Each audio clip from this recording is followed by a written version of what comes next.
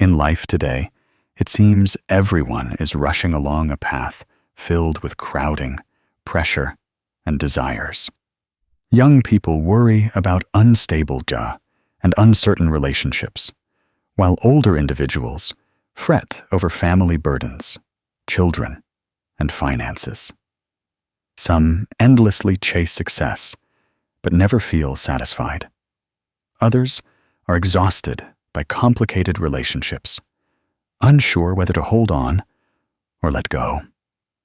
The more they try to control, the more they want things to go their way.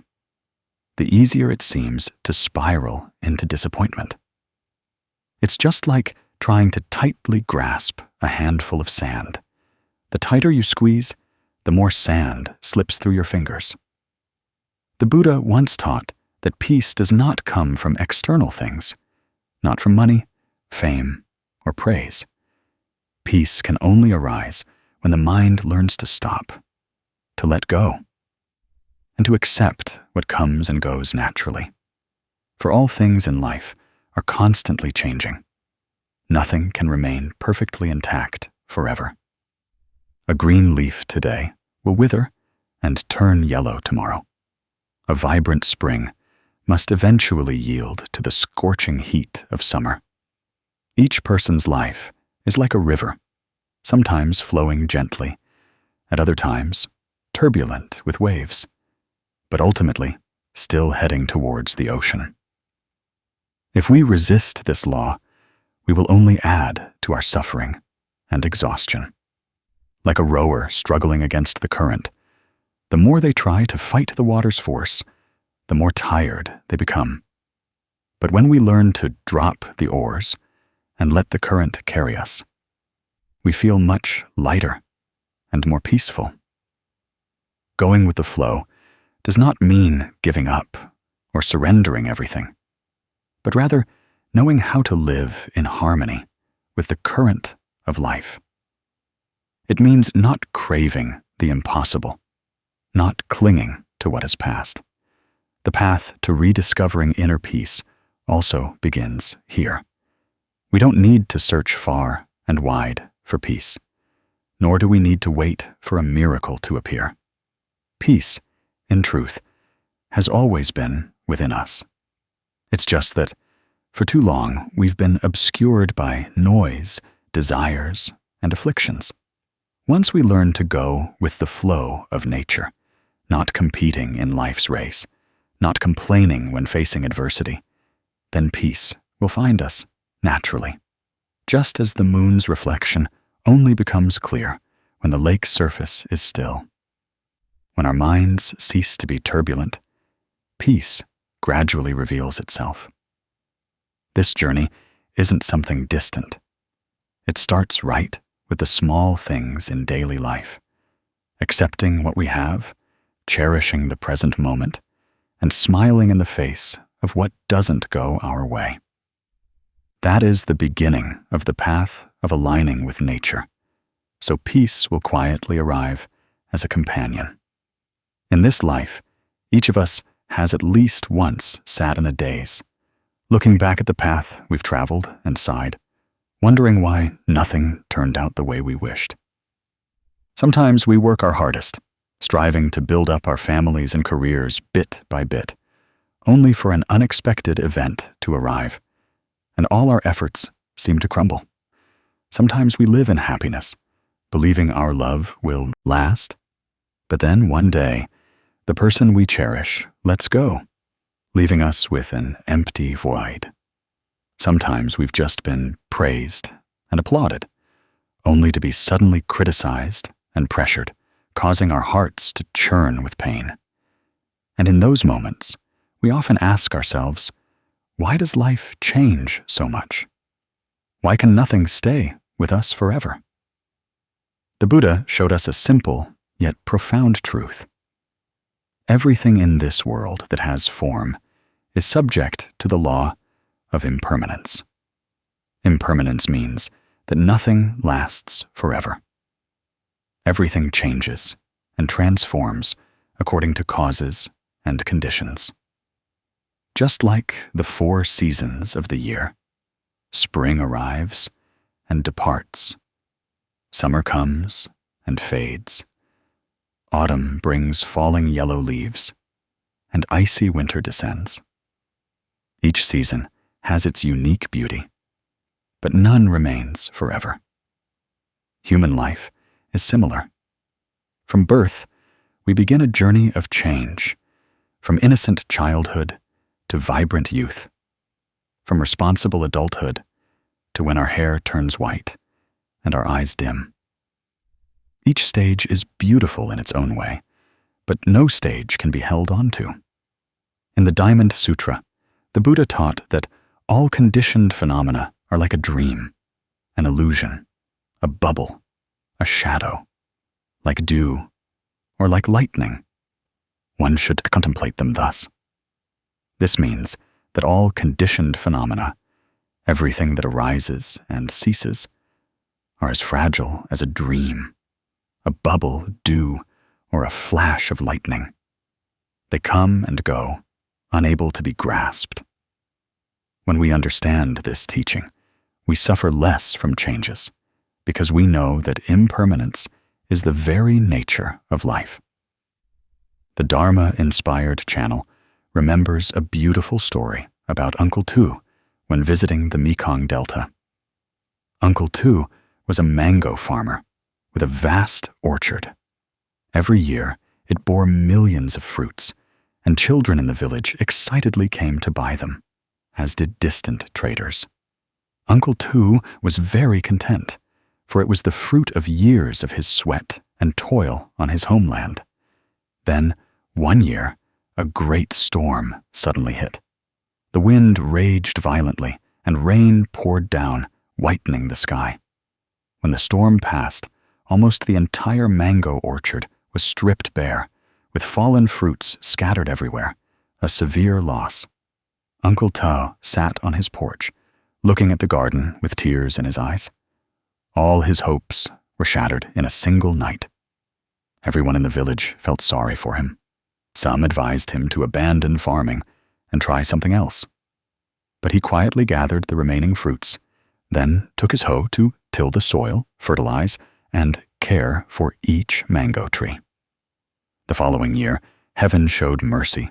Rain and wind were favorable, and his mango orchard flourished again, bearing even more fruit than in previous years. That story left a deep impression on me.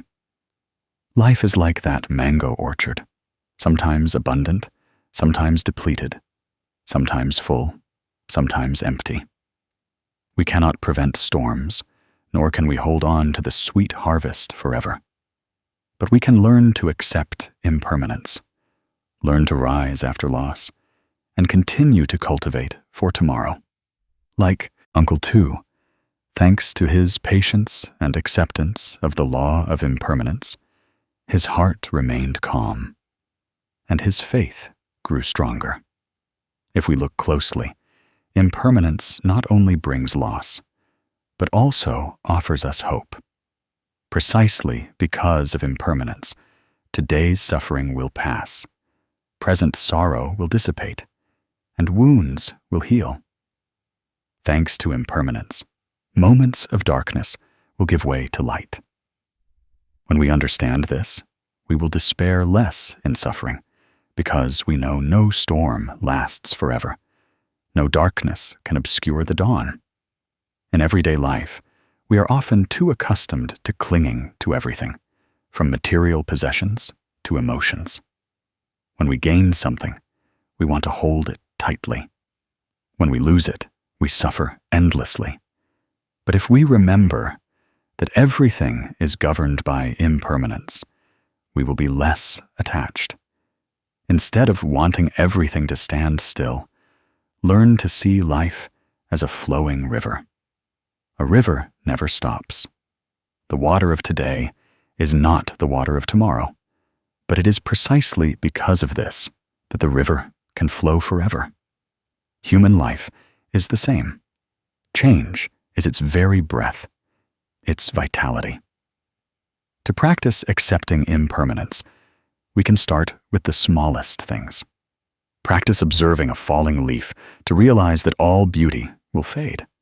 Practice watching a flower bloom and then wither to understand that nothing stays with us forever. When facing sadness, instead of tormenting ourselves, tell yourself that it too will pass, and your heart will find peace. When experiencing joy, cherish every moment, for it too is just a part of the stream of impermanence. Impermanence is not frightening. It is the very breath that reminds us to live fully in every moment.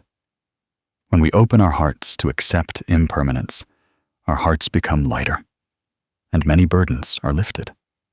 True ease and peace in life are not about how much we hold on to, but about knowing how to smile at change, remaining serene in the face of gain and loss, and dwelling in the present. Therefore, accepting impermanence is the first step towards peace. Because when we no longer strain to resist change, when we understand that everything comes and goes naturally, our hearts will no longer be turbulent. Just as a still lake's clear water reflects the sky and clouds, our minds, when accepting impermanence, will become clear and tranquil. There's a common suffering many people in modern times face: a feeling of emptiness. Even with abundant material wealth, large houses, luxury cars, no shortage of money, people still feel restless within, still exhausted by the need to worry, maintain, and chase after newer, more expensive things. Some wake up each day and throw themselves into the vortex of work from morning until late night, only hoping to earn a lot of money to buy more clothes, phones, and jewelry, only to find themselves never satisfied. Some never feel at peace because they constantly compare themselves to others, always feeling inadequate or insufficient. The more they accumulate, the heavier their hearts become. That is a very real suffering, because we haven't learned to live simply. The Buddha taught that the root of suffering is craving, a desire without end. In the Four Noble Truths, the truth of suffering clearly states that life is inherently full of suffering, and the main cause is craving, not knowing when enough is enough. The world-honored one once taught that one who knows contentment, though lying on the ground, is still at peace. One who does not know contentment, though in heaven, is still restless. This truth is abundantly clear, for the more one desires, the more restless the mind becomes. But when one knows how to stop, the mind immediately feels light. Living simply is not about being poor or deprived. It is about knowing contentment, knowing how to cherish what we already have.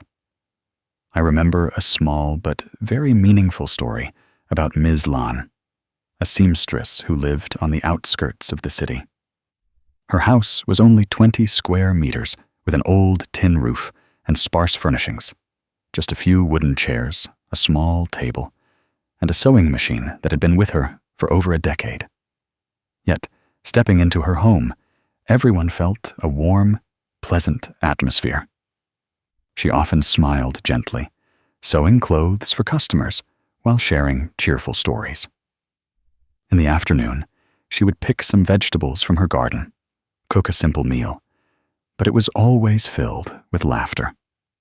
Customers came, not just for her skillful hands, but also to hear her gentle voice and see her sincere smile. Right next to Ms. Lan's house lived a well-off family. They had a large house, nice cars, and always wore the latest fashion. But strangely, quarrels and complaints often echoed from that house. The husband complained about work pressure and insufficient money. The wife compared herself to her friends, always feeling inferior. The children rarely smiled because their parents were busy and constantly stressed. Looking at Ms. Land's small house, they couldn't understand why she could be so peaceful. In truth, Ms. Land's secret wasn't in material things, but in a contented mind. She never longed for wealth, never envied anyone. She just focused on doing her job well and appreciating every small thing. A simple meal shared with love, a finished garment for a customer. These things made her happy. She lived simply, but was rich in spirit. Meanwhile, her neighbors lived in material abundance, but were always restless, because they hadn't learned how to stop and know contentment. That story reminds the Dharma-inspired channel of the teaching in the Dhammapada. Contentment is the greatest wealth. Living simply is the happiest. People often think happiness comes from owning many things, but in reality, happiness comes from knowing how to appreciate what they already have. If we let our hearts be driven by desire, no matter how much we have, it will never be enough. Conversely, if we live simply and our minds are stable, we will feel abundant even with little. In daily life, we can practice living simply in many ways. Instead of buying too many possessions, keep only what is truly necessary. Instead of endlessly chasing luxurious pleasures, spend time with family, sharing a warm meal. Instead of comparing yourself to others, turn inward and be grateful, because we still have health, a roof over our heads, food to eat, and clothes to wear.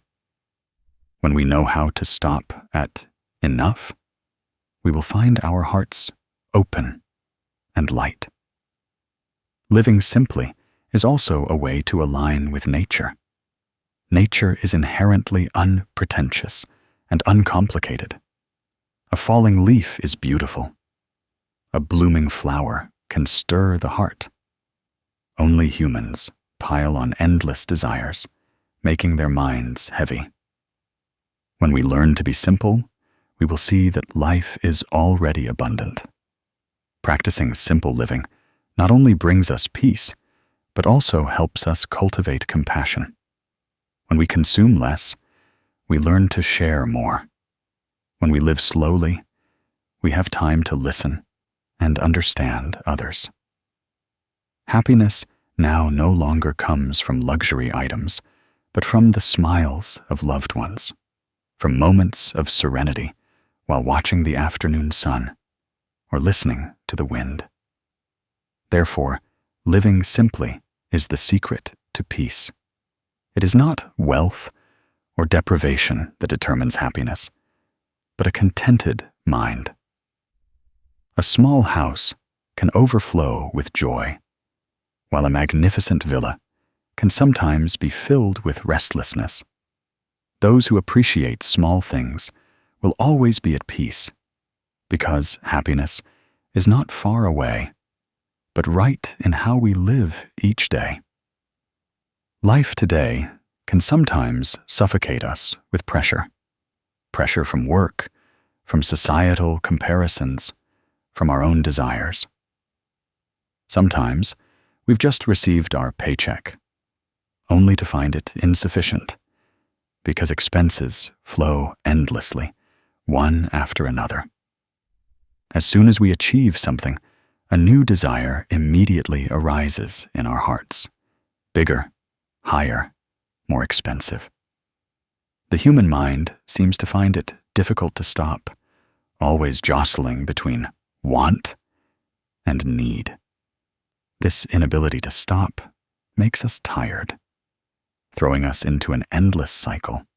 The further we go, the more exhausted we become. Many have silently exclaimed, "Why do I keep working, keep running, accumulating more things, yet never feel peace within?" Buddhism calls this suffering due to insatiable greed. In the Agama Sutra, the Buddha once taught, "One who knows contentment, though lying on the ground, is still at peace. One who does not know contentment, though in heaven, is still dissatisfied. This saying is like a mirror reflecting modern life. Some people believe that only by having a lot of money, many luxurious items, and great power will they be happy. But in reality, it is precisely their insatiability that keeps them restless, anxious, and feeling deprived. Conversely, some live very simply, finding contentment with just a warm meal and a peaceful place to sleep. Their minds are at ease, not chasing, not complaining, and thus peace is present. I want to tell you a story about Mr. Nam. He was an ordinary person, like many others, with a stable job and a not low income. Yet Nam always felt deprived. Every time a new phone was released, he rushed to buy it, no matter what. Sometimes his salary wasn't enough, so he borrowed from friends, even racking up credit card debt. Nam thought that with a new phone, taking better pictures and processing faster, he would feel more confident and happier. But the joy only lasted a few days before fading, making way for anticipation of another new product. He fell into an endless cycle. Once, his newly bought phone accidentally broke. Because he didn't have money to pay off his debts, Nam was forced to use his old phone, which he hadn't touched in a long time. At first, he felt annoyed and uncomfortable, but after a few weeks, Nam unexpectedly realized that life was still normal.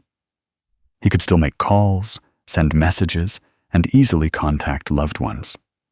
The worries and pressures about upgrading gadgets gradually disappeared. Nam began to notice the simple things around him: family meals, morning coffee with friends, moments of leisure spent reading. It turned out he didn't need to chase new technology to feel at peace.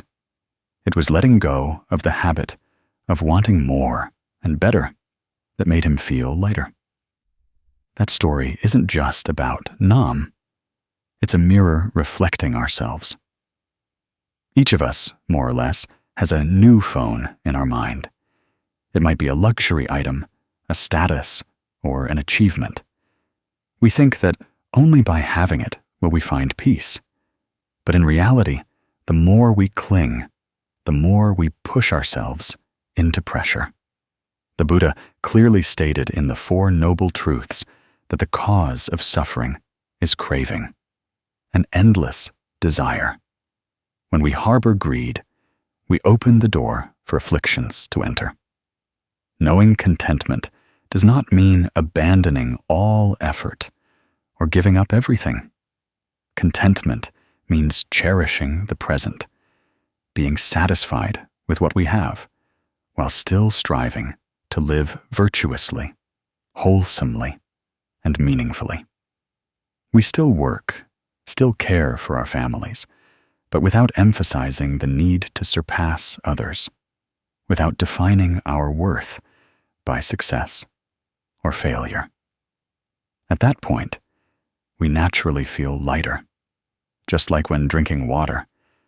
We only need to drink enough to quench our thirst, not to drink until we're bloated to feel satisfied. Practicing contentment in daily life is not too difficult. It only requires a little mindfulness. When holding an item you possess, silently remind yourself, this is enough. When entering your home, even if it's a small room, realize that having a place to shelter from sun and rain is a great blessing. When eating a meal, even a simple one of vegetables and salt, feel the warmth of family connection. Each time a comparative thought arises, ask yourself, do I truly need more? Or is it just the mind's desire stirring? Asking that question, we will pause, and peace will have room to blossom. The Buddha once taught in the Dhammapada, contentment is the greatest wealth.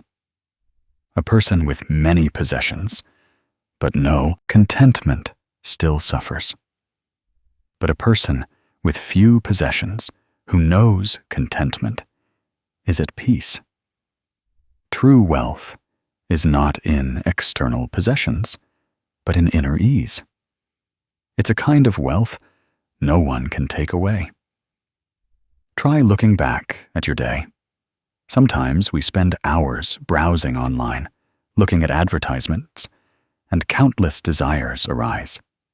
We want new clothes, a new car, to travel luxuriously, to have beautiful pictures to show off. We think that doing so will make us happier. But after all, is that joy truly long-lasting? Or is it fleeting, leaving us empty again? Meanwhile, just an afternoon spent sitting on the porch, watching leaves fall, listening to the wind, can bring us peace. That joy is much more enduring because it comes from inner fulfillment, not depending on external circumstances. When we know contentment, we also know how to let go of unnecessary competition. When others succeed, we can rejoice for them without necessarily feeling inferior. When others have many possessions, we wish them well, content with our own lot. This helps us avoid envy and resentment, which are things that gnaw at our souls daily. In meditation practice, many masters also teach that contentment is the root of mindfulness. When sitting still, we observe our breath.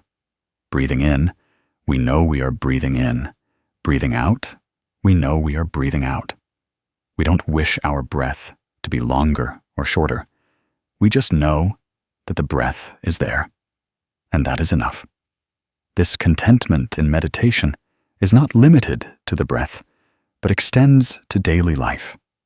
It teaches us to cherish every moment, every small joy. From that, the mind naturally becomes light. Nam, in that story, also learned this lesson. From being in debt and constantly chasing things, he now lives more simply. He hasn't quit his job and still strives to do well, but he no longer toils to buy things beyond his means. As a result, he saves money, feels less stressed, and his mind is more open. He realized that happiness does not come from having many things, but from knowing how to appreciate what he already has. My dear friend, we can also begin this journey with the smallest things. Try spending a day not buying anything beyond what is truly essential. Try sitting down and writing 5 things you have and feel grateful for. Try looking at the meal in front of you, not complaining about few dishes, not comparing it to anyone else's, but just feeling the delicious taste from the heart of the cook. If practiced regularly, these exercises will cultivate a contented mind within us. And as contentment grows, we will feel lighter, and peace will naturally find us. Knowing contentment does not mean abandoning all dreams. Dreams are still necessary, but they shouldn't turn into ambitions that make us tired. Dreams are a guiding light, while contentment is a steady pair of feet. If we only have dreams without contentment, we will always be out of breath from chasing them. But if we have contentment, dreams will be supported, transforming into moderate actions within our capabilities, without pressure, without attachment. Therefore, practicing contentment is an important step to lighten the mind. It helps us pause, breathe, and see that in this very moment, we already have many things to cherish. We don't need to wait until we have everything to be at peace. We can find peace the moment we realize we have enough. That is true happiness, the treasure the Buddha wished to bestow upon all beings. Do you see? With just a different perspective, a pause in the mind, life becomes much lighter. Peace is not far away. It is right in the moment we whisper to ourselves, "I am enough." There are nights you lie awake, unable to sleep, because a past event keeps replaying in your mind. It might be an unfulfilled relationship, a hurtful remark, or some loss that torments you. Even if the event is old, the emotions in your heart feel as fresh as yesterday. And so you get caught in a loop of memories. Outsiders might say, "Oh, that's over. Why suffer?" But only those in it understand. Some things are not easy to let go of. Clinging to the past makes you tired. It makes you lose the joy of the present. You may smile, you may talk, but inside, your heart is heavy, as if a stone is pressing on your chest, making it hard to breathe. Buddhism teaches that the root of suffering is attachment, and the past is also a form of attachment. We think that by holding on to the past, we retain a part of the happiness we once had. But the truth is, time has passed. Everything has changed. Holding on only leaves us with fragments. It's like endlessly holding a broken vase, even though you know it can never be whole again. Holding it only makes your hands bleed, your heart ache, and the vase remains shattered. In the sutras, the Buddha taught about impermanence. All conditioned phenomena change. People, things, situations, all are subject to the laws of arising, dwelling, changing, and ceasing. Nothing lasts forever. Therefore, when we suffer because of the past, it is because we do not accept this law of impermanence. We want to hold on to something that is past, even though it cannot exist permanently. This non-acceptance is the cause of our mental suffering. Imagine a river, and the water flows ceaselessly, never staying in one place.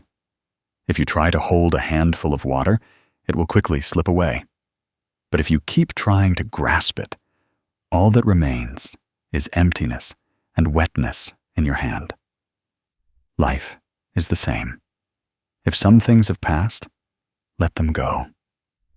Because the more you try to hold on, the more you lose. All that remains in you are wounds. I want to tell you a short story about a broken cup. There was a Zen master who dearly loved his crystal cup. He often admired it, sparkling in the sunlight with great delight. One day, someone asked, "Master, are you afraid this cup will break?" The Zen master smiled and said, "In my eyes, this cup is already broken." The answer confused the other person. The Zen master explained, "I cherish it while it is whole. I drink water from it every day. I enjoy the joy it brings. But I know that one day it will fall and break or crack over time. Knowing this beforehand, I will not suffer when it breaks. I enjoy it in the present, but I am not attached to it, staying with me forever." That story is a testament to the wisdom of impermanence. When we know that everything changes, we will cherish the present, but not be chained by the past. This story reminds me of a Buddhist laywoman I once met named Han. Han had a silver bangle that her mother had left her before she passed away. To her, the bangle was not just an item, but a sacred memento linked to her mother's love. She kept it carefully, wearing it almost every day. Once, While carelessly washing her hands, the bangle slipped from her wrist, fell onto the tiled floor, and broke. She sat stunned, staring at the broken pieces on the ground, tears streaming down her face. For weeks, she couldn't overcome her sadness, and whenever she remembered the bangle, her heart ached as if she had lost her mother again. One day, she heard a Dharma talk by a teacher. The teacher explained that a memento can be lost, but love cannot. The bangle was merely a form, a transient combination of conditions. Her mother's love for her was what remained forever in her heart, unbreakable and unlosable. Han fell silent. Then tears welled up again. But this time, they were tears of release. She understood that clinging to the bangle only caused her suffering, while letting it go and keeping her mother's love in her heart was the way for her mother to live on within her. From that day on, she was more at peace, no longer tormented when thinking about the bangle. Han's story is a mirror for many people. We often attach memories and feelings to an object, a souvenir, or an image. When it's lost, we think that love is also lost. But in truth, love and memories reside in our hearts, not in external objects. Letting go of external objects is not betraying the past, but a way for the past to no longer imprison us. Someone who doesn't let go of the past is like walking with a backpack full of stones. Each step is heavy, and the further they go, the more tired they become. Only when they put the backpack down do they realize how lightly they can walk. The past is the same. Clinging to it is clinging to a burden. Letting it go is opening up freedom. You might ask, but is letting go easy? It's truly not easy, but letting go is a step-by-step process. The first step is to realize that the past is gone and cannot be brought back. The next step is to change our perspective. Those losses are lessons, experiences that help us grow. Finally, focus on the present, nurturing joy in this moment so that the mind no longer has room for torment. In contemplation, masters often teach, look at the past as if watching a movie. You can review it to learn, to understand, but you don't step into the film anymore. You sit quietly in the audience, seeing the old scenes pass by without your heart being carried away. When you learn this perspective, the past gradually loses its weight.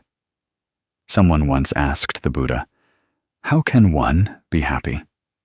He replied, "Do not dwell in the past. Do not dream of the future. Concentrate the mind on the present moment." That answer, though simple, is the key. The past is gone. The future has not yet arrived. Only the present is real. Missing the present by clinging to the past is like refusing a gift in your hand, to regret a lost one. Try a simple exercise. Whenever your mind drags you back to a sad memory, stop. Take a deep breath in and slowly breathe out. Tell yourself, that's over now. My mother is still in my heart. Love is still in me. I haven't lost anything. Practice seeing memories as a wisp of smoke that passes and then vanishes. It will be difficult at first, but with repeated practice, your mind will get used to it and you will gradually feel lighter. Letting go is not forgetting everything, erasing everything. Letting go is accepting it as it is, without adding or subtracting, without regret, without blame. Letting go is smiling as you look back, and then turning to move forward, like a fallen petal, making way for a new bud. If one day you still find the past returning to hurt you, don't blame yourself. Be kind to yourself. Say, I am learning to let go. And each day, I will let go a little more. Believe that when your heart is spacious enough, you will see the past as merely a passing cloud, no longer carrying any weight. My dear friend, life is impermanent. Let what has passed, pass. Don't force your heart to live forever in yesterday. Open your heart to embrace new peace. When you let go, you will find your heart spacious. But it's not an empty loneliness. It's a spaciousness filled with peace. And it is in that spaciousness that happiness blossoms. You see, when we know how to let go, life becomes much lighter. The past is over, and only when we release it can we truly move forward. There is a suffering almost everyone carries, anxiety about tomorrow. We often live in the present, but our minds race ahead, constantly imagining, predicting, fearing, and painting countless scenarios of unease. Office workers worry that the upcoming project might fail. Their boss might be displeased. Colleagues might surpass them. Business people fear fewer customers tomorrow, supply chain issues, or capital loss. Young people are anxious about starting a career and relationships. Will they find their place in this vast society? The elderly worry about illness, being alone in old age, or whether their children and grandchildren will be stable. Worrying about the future, ultimately, is a shadow that clings to everyone, making every step heavy. Yet there is a simple truth that few are willing to admit. The future has not yet arrived. It only exists in imagination. We fear something, but most of those things may never happen. It's like sitting in the dark, looking at a shadow on the wall, thinking it's a monster, and being too afraid to approach. But when you light a lamp, you realize it's just the shadow of a tree branch. Worry about the future is the same. It is mostly just a shadow of the mind, not a present reality. The Buddha once taught that only the present moment is real. The past is gone and cannot be held onto. The future has not yet arrived. The only thing we can live fully is this moment, this breath, this step. In the connected discourses, he reminded us, monks, do not run after the past. Do not fantasize about the future. The past is gone. It is no more. The future has not yet arrived. Only the present truly exists, and it is here that the path to liberation lies. If people continually let their minds wander towards tomorrow, it is like abandoning their own true lives. I remember once hearing a teacher tell a story about a traveler on a long mountain path. At first, seeing the distant road ahead and the towering mountains, he felt disheartened and afraid, not wanting to continue. The more he thought about that long, arduous journey, the more tired he became, his feet heavy. But then someone advised him, don't think about the summit.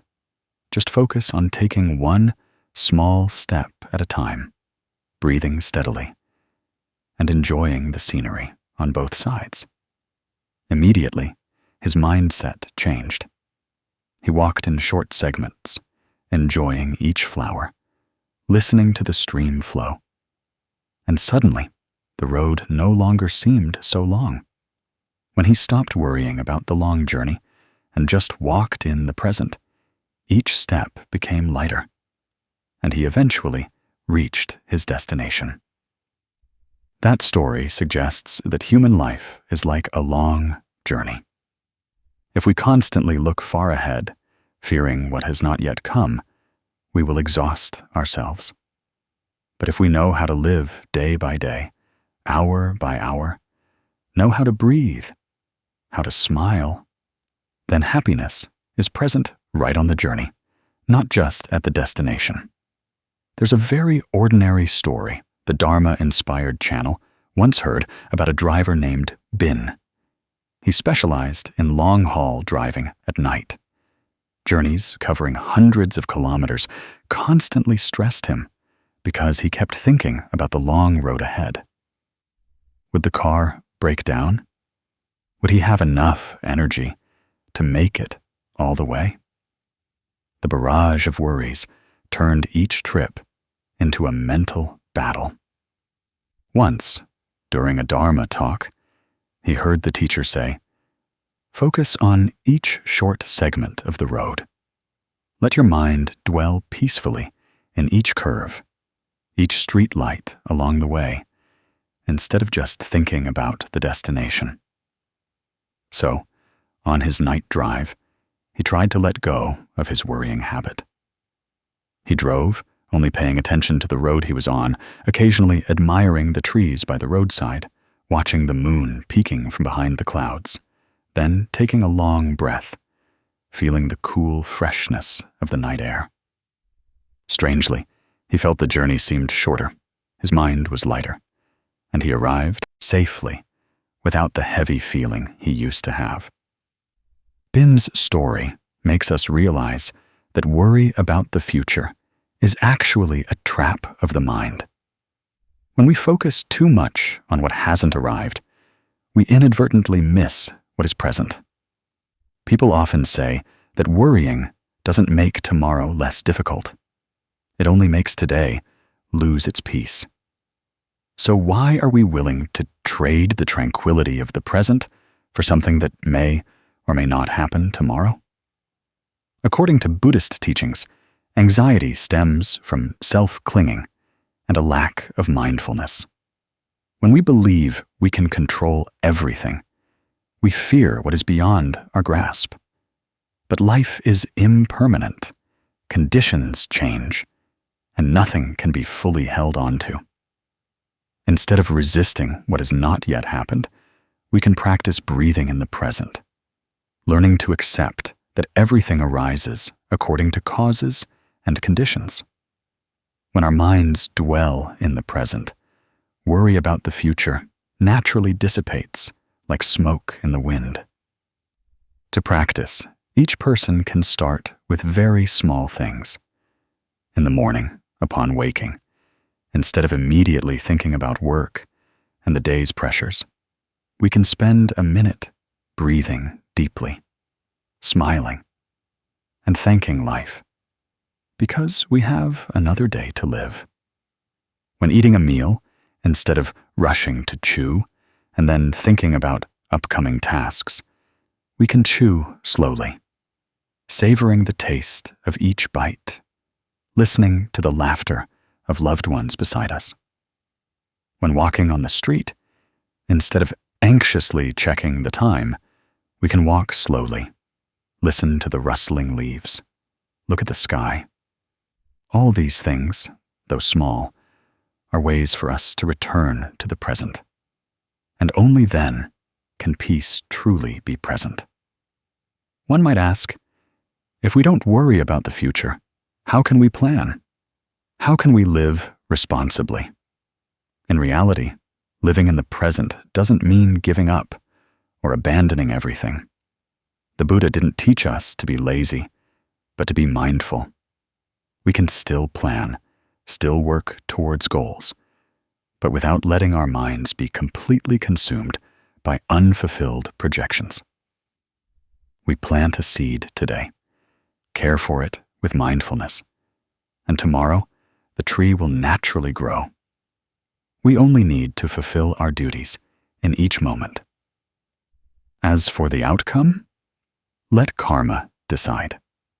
If you look closely, you will see that most worries about the future stem from greed and a lack of faith, desiring success, desiring wealth, desiring everything to go our way. That's why we fear thinking that tomorrow might not be so.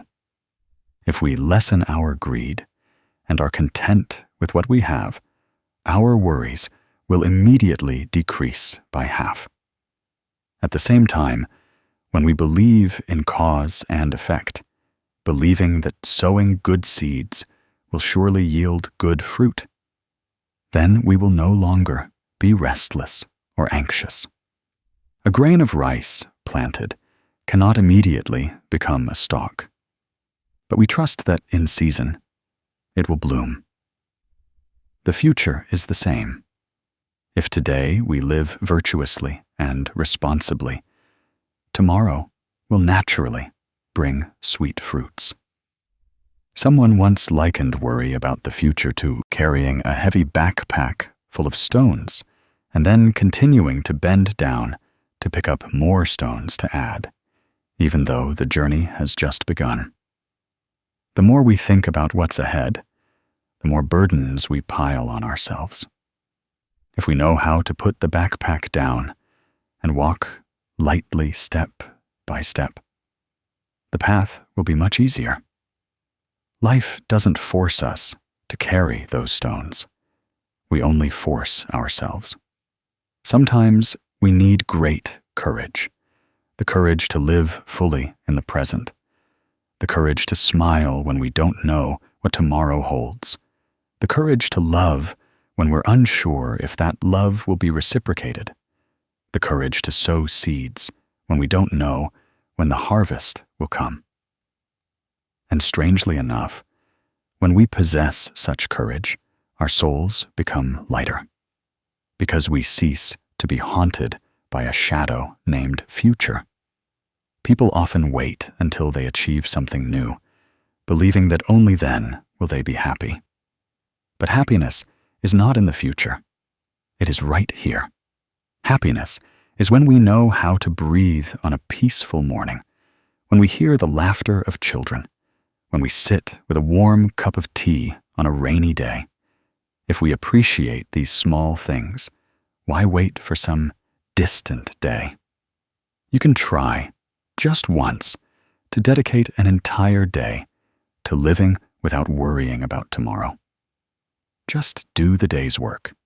Just care for the people right beside you. Just breathe. Just smile. Just enjoy every single moment. At the end of the day, you will see how light your mind feels. Then, as you gradually get used to it, you will realize that not worrying about the future doesn't make us live irresponsibly. On the contrary, it makes us live more fully in each moment. And that is truly living responsibly for our own lives. If one day you feel anxious about what hasn't yet come, remember Bin's story on his night drive. Try to pause for a beat. Breathe. Observe the scenery around you. And remind yourself that the road you are on right now is what is real, while the distant road ahead has not yet appeared. Similarly, the present moment is life itself, while the future is just an illusion in the mind. When we know how to dwell in the present, we will realize that happiness is not found far away. It is right in every breath, every smile, every loving gaze, and then anxiety about the future will dissipate like evening clouds, leaving behind a clear and peaceful sky of the soul. Because only when we live fully in the present do we truly live. Perhaps in this life, what weighs heaviest on our hearts are not material burdens, but the invisible wounds left by resentment, by harm from others.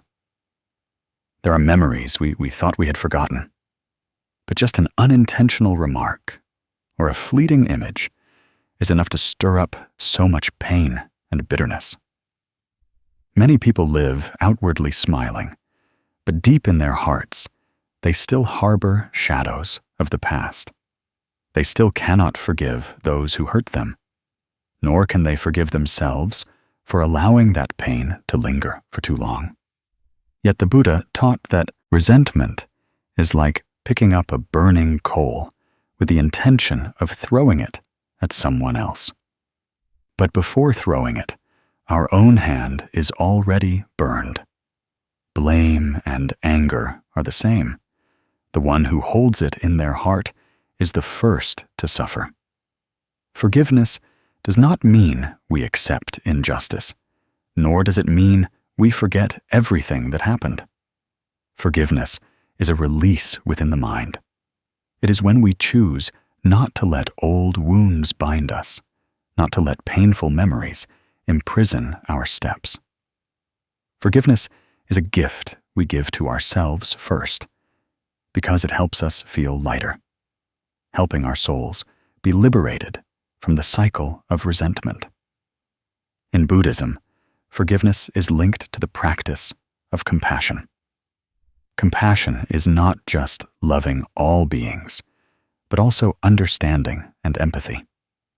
When we look deeply into the nature of a person who once caused us suffering, we can see that they too are being influenced by ignorance, anger, and delusion.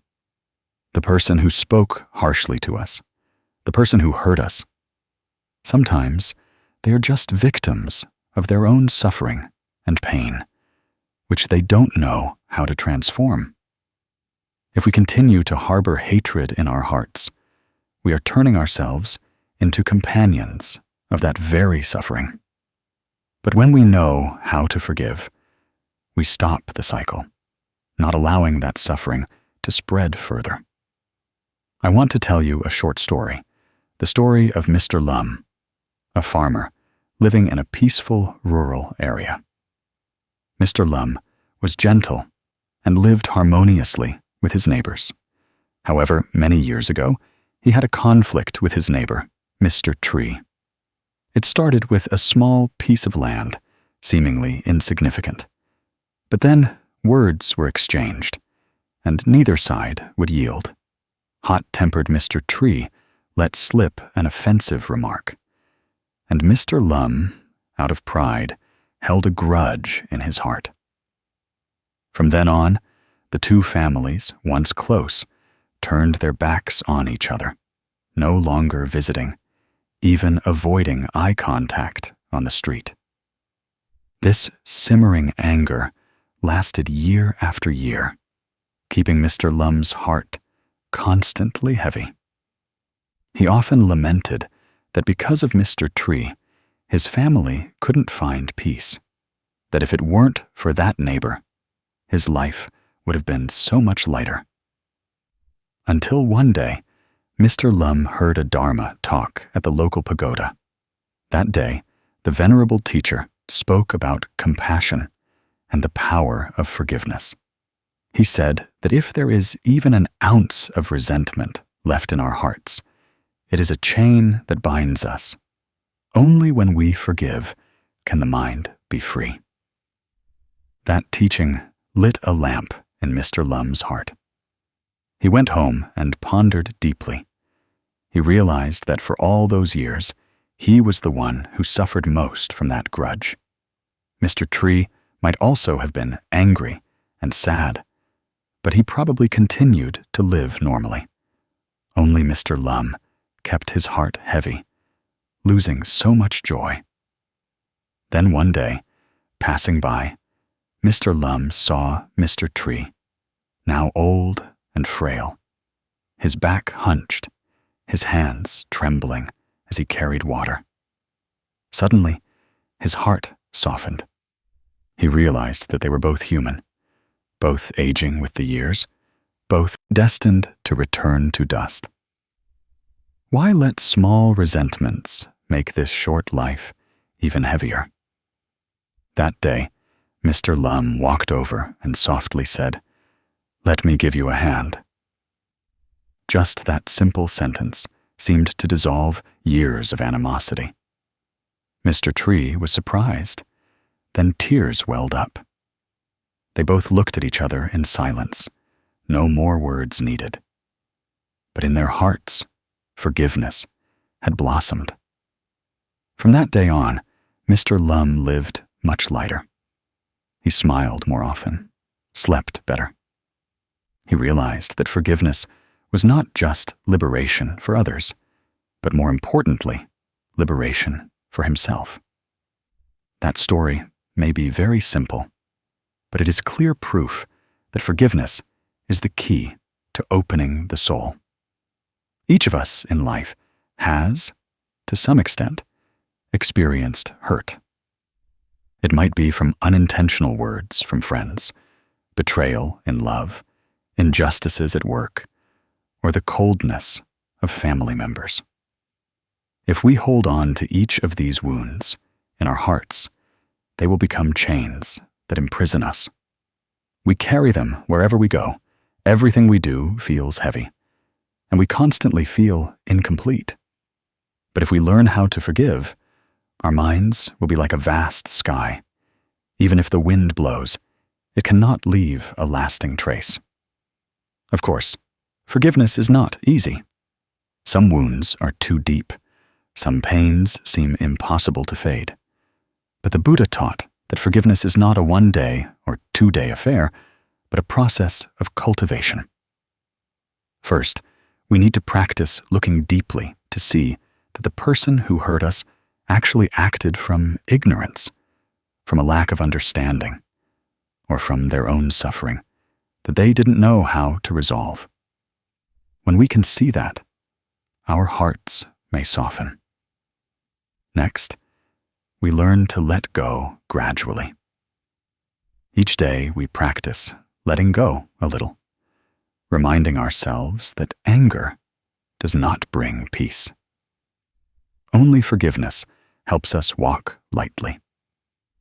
A method many practitioners have adopted is to light an incense stick each night before bed, sit quietly, and breathe deeply. Then, recall the person you still resent and gently send them a blessing in your mind. May you be at peace. May you be free from suffering. At first, that blessing may feel forced. Perhaps our hearts still resist, but persevere. Each day, we plant a seed of compassion, and gradually it will sprout.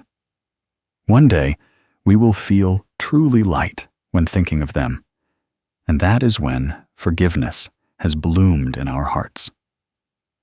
There's also another important thing. Forgiveness is not just for others, but also for ourselves. Many people carry guilt in their hearts for past mistakes, unable to forgive themselves, and that makes them live in torment. But the Buddha taught that humans are imperfect. Everyone makes mistakes at some point. What matters is not how many times we stumble, but that we know how to get up, learn, and transform. Forgiving ourselves is the first step to making peace with the past, to giving ourselves a chance to live a new life. Try to think, life is short enough as it is. If we constantly harbor resentment, it's like imprisoning ourselves in a jail of our own making. Forgiveness is the key that opens the door to that prison. Forgiveness is not because the other person deserves it, but because we deserve to live in peace. Forgiveness is not forgetting, but choosing not to let old wounds control our present. And then, as we practice forgiveness, we will realize that our minds are more open, more compassionate. We no longer look at others with harsh eyes.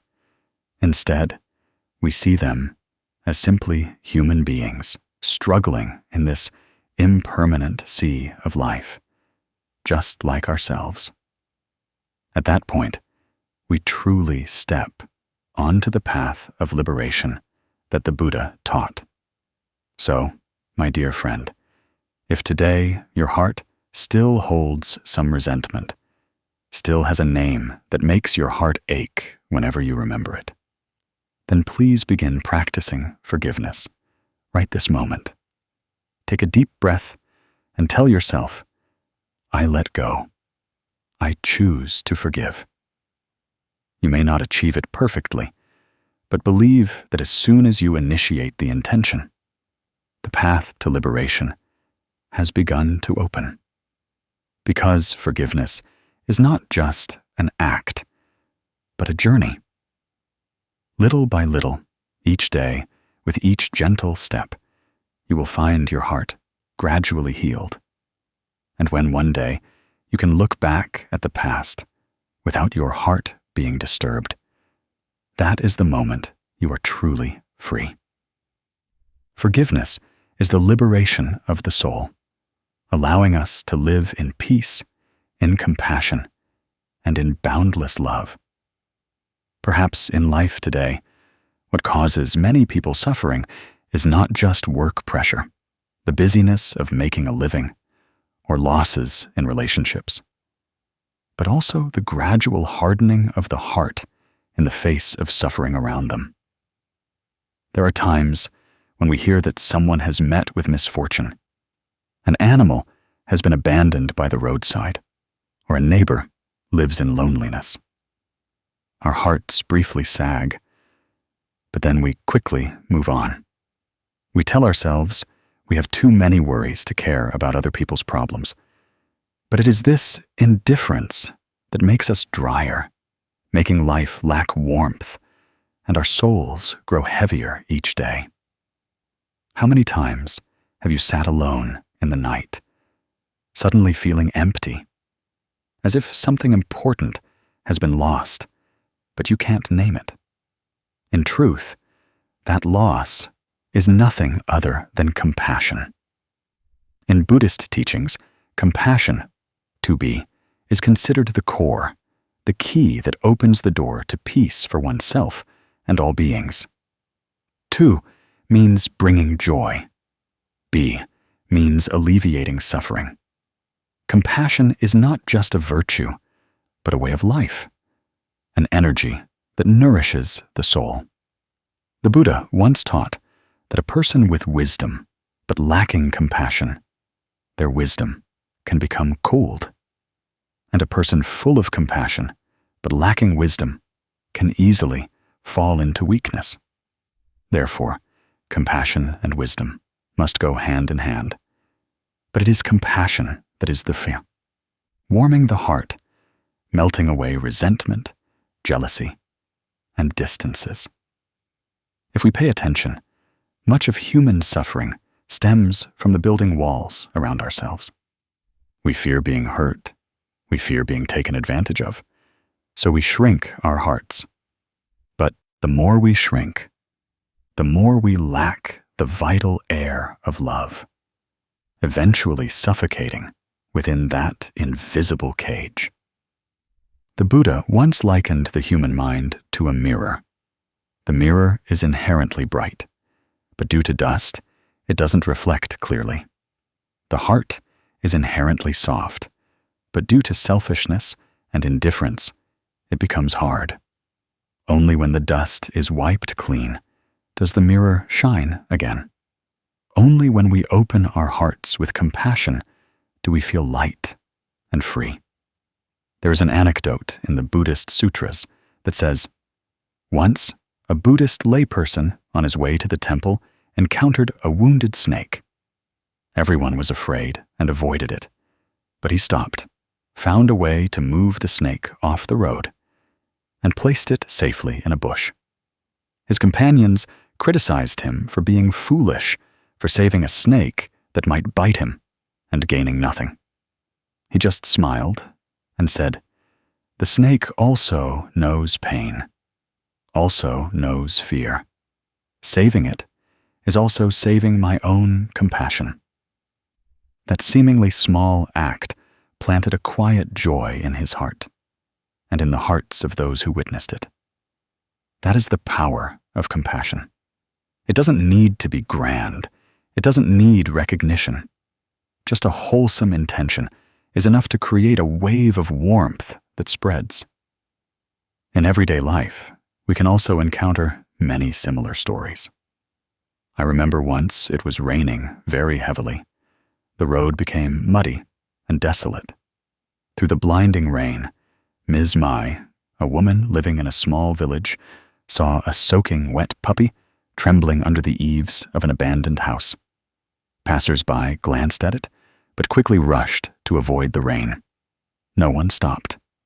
Ms. Mai didn't think much. She just ran over, picked up the puppy, wrapped it in her raincoat, and brought it home. That day, she dried it off, cooked it some porridge, and named it Mua, rain. From that day on, the small house of Ms. Mai echoed with joyful barking, tiny, running paws, and her heart suddenly felt unusually light. She had experienced much sadness. At times, life felt truly empty. But since Mua arrived, she smiled more often. She said, "It wasn't me who saved her. She saved me, giving me a reason to open my heart again." At first glance, it seems like a simple story. But if viewed in the light of Buddhist teachings, we see a profound lesson. Compassion is not a gift for someone else, but first and foremost, for ourselves. When we show love to a weak creature, our own heart softens, is liberated from coldness. When we extend a helping hand, we free ourselves from the confinement of the ego. It's like opening a window. Not only does the room brighten, but we ourselves can breathe in the cool breeze. Many people ask, in difficult times, when one still has many shortcomings, can one practice compassion? The answer is absolutely yes. Because compassion is not just about material things, but first and foremost about the heart. A word of inquiry, a smile, a handshake can also be an expression of compassion. In the Anguttara Nikaya, the Buddha once taught that a person may not be wealthy, but if their heart is full of compassion, they possess an invaluable treasure. Thus, compassion is not a luxury, but the nourishment of the soul. Everyone can cultivate it. The important thing is whether we have the courage to step out of the shell of selfishness and open our hearts. Many people have been hurt, have helped others only to be betrayed, so they close their hearts. But the Buddha taught that others doing wrong is their karma. As for us, if we let our hearts harden, that is our karma. Hatred and indifference are like burning coals. Holding them to throw at others, our own hands will burn first. Conversely, sowing compassion is like lighting a lamp. Its light not only shines for others, but also illuminates ourselves. In our busy lives, we easily forget these simple values. We chase success, accumulate money, hoping to prove ourselves. But the further we run, the more tired we become, and the emptiness in our hearts remains unfilled, because only compassion brings true fulfillment. A person can live in a cramped house, eat simple meals, but if their heart is full of compassion, they still feel abundant and peaceful. Conversely, a person living in a luxurious villa, but with a cold heart, still feels empty and restless. Try to remember. Have you ever done a small good deed and then felt your heart lighten? Have you ever forgiven someone and felt liberated? That is the healing power of compassion. It doesn't need to wait until you are perfect or wealthy. It can be practiced every day. Whenever you see someone who needs help, whenever you see an animal that is hungry or thirsty, or simply whenever you see a loved one who is tired, practice opening your heart. Even a very small act can be a brick in building the house of peace in your mind. In the Dhammapada, the Buddha taught that hatred cannot be dispelled by hatred. Only love can dispel hatred. That is an eternal law. That teaching reminds us that compassion is not just a virtue, but an eternal law. Just like water, only water can quench fire, while adding more fire only makes it burn hotter. Compassion is the same. Only by sowing love can we resolve suffering. An interesting thing is that when we practice compassion, we don't need to expect the other person to be grateful or reciprocate. Because the very moment we initiate compassion, we have already received the reward.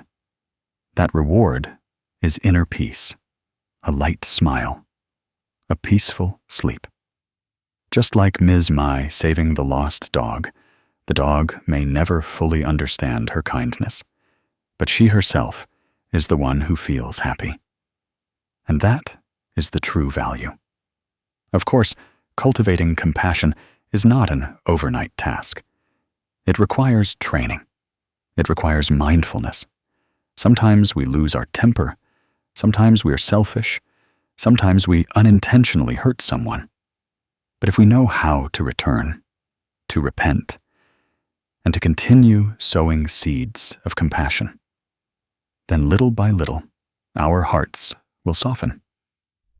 Imagine a snow in a flowing stream.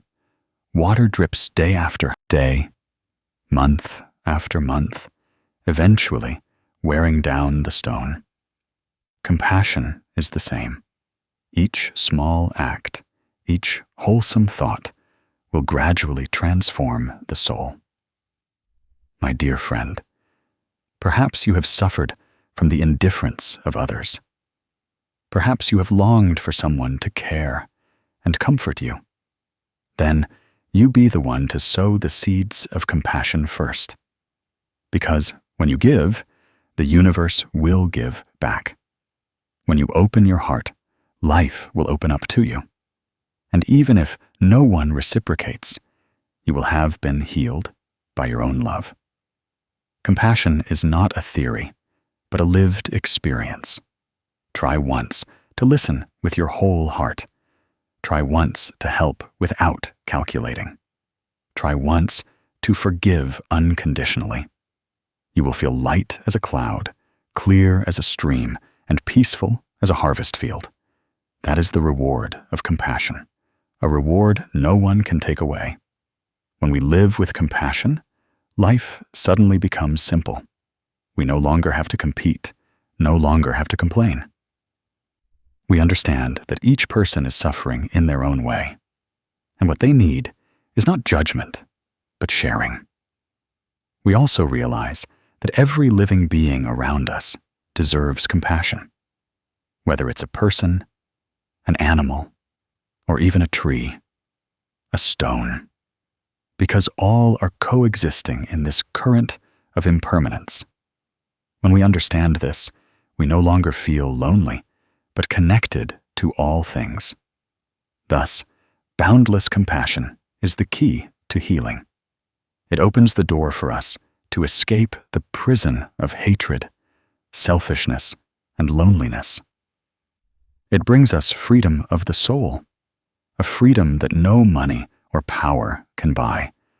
Just with a heart that knows how to love, you are rich enough. Just with a heart that knows how to open, you are peaceful enough. And if one day you feel your heart has hardened, remember the story of Ms. Mai saving the lost dog. Remember the Buddhist devotee saving the wounded snake. Remember that with just a wholesome intention, you can soften your heart. Compassion is not far away. It is right within you, just waiting to be awakened.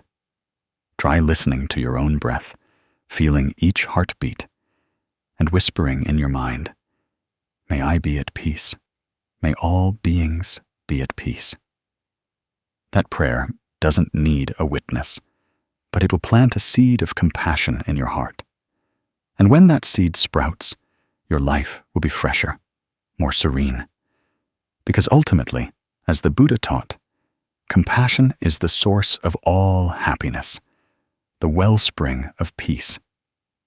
Live with compassion, and you will see that you don't need to go anywhere far. Peace is already in your heart.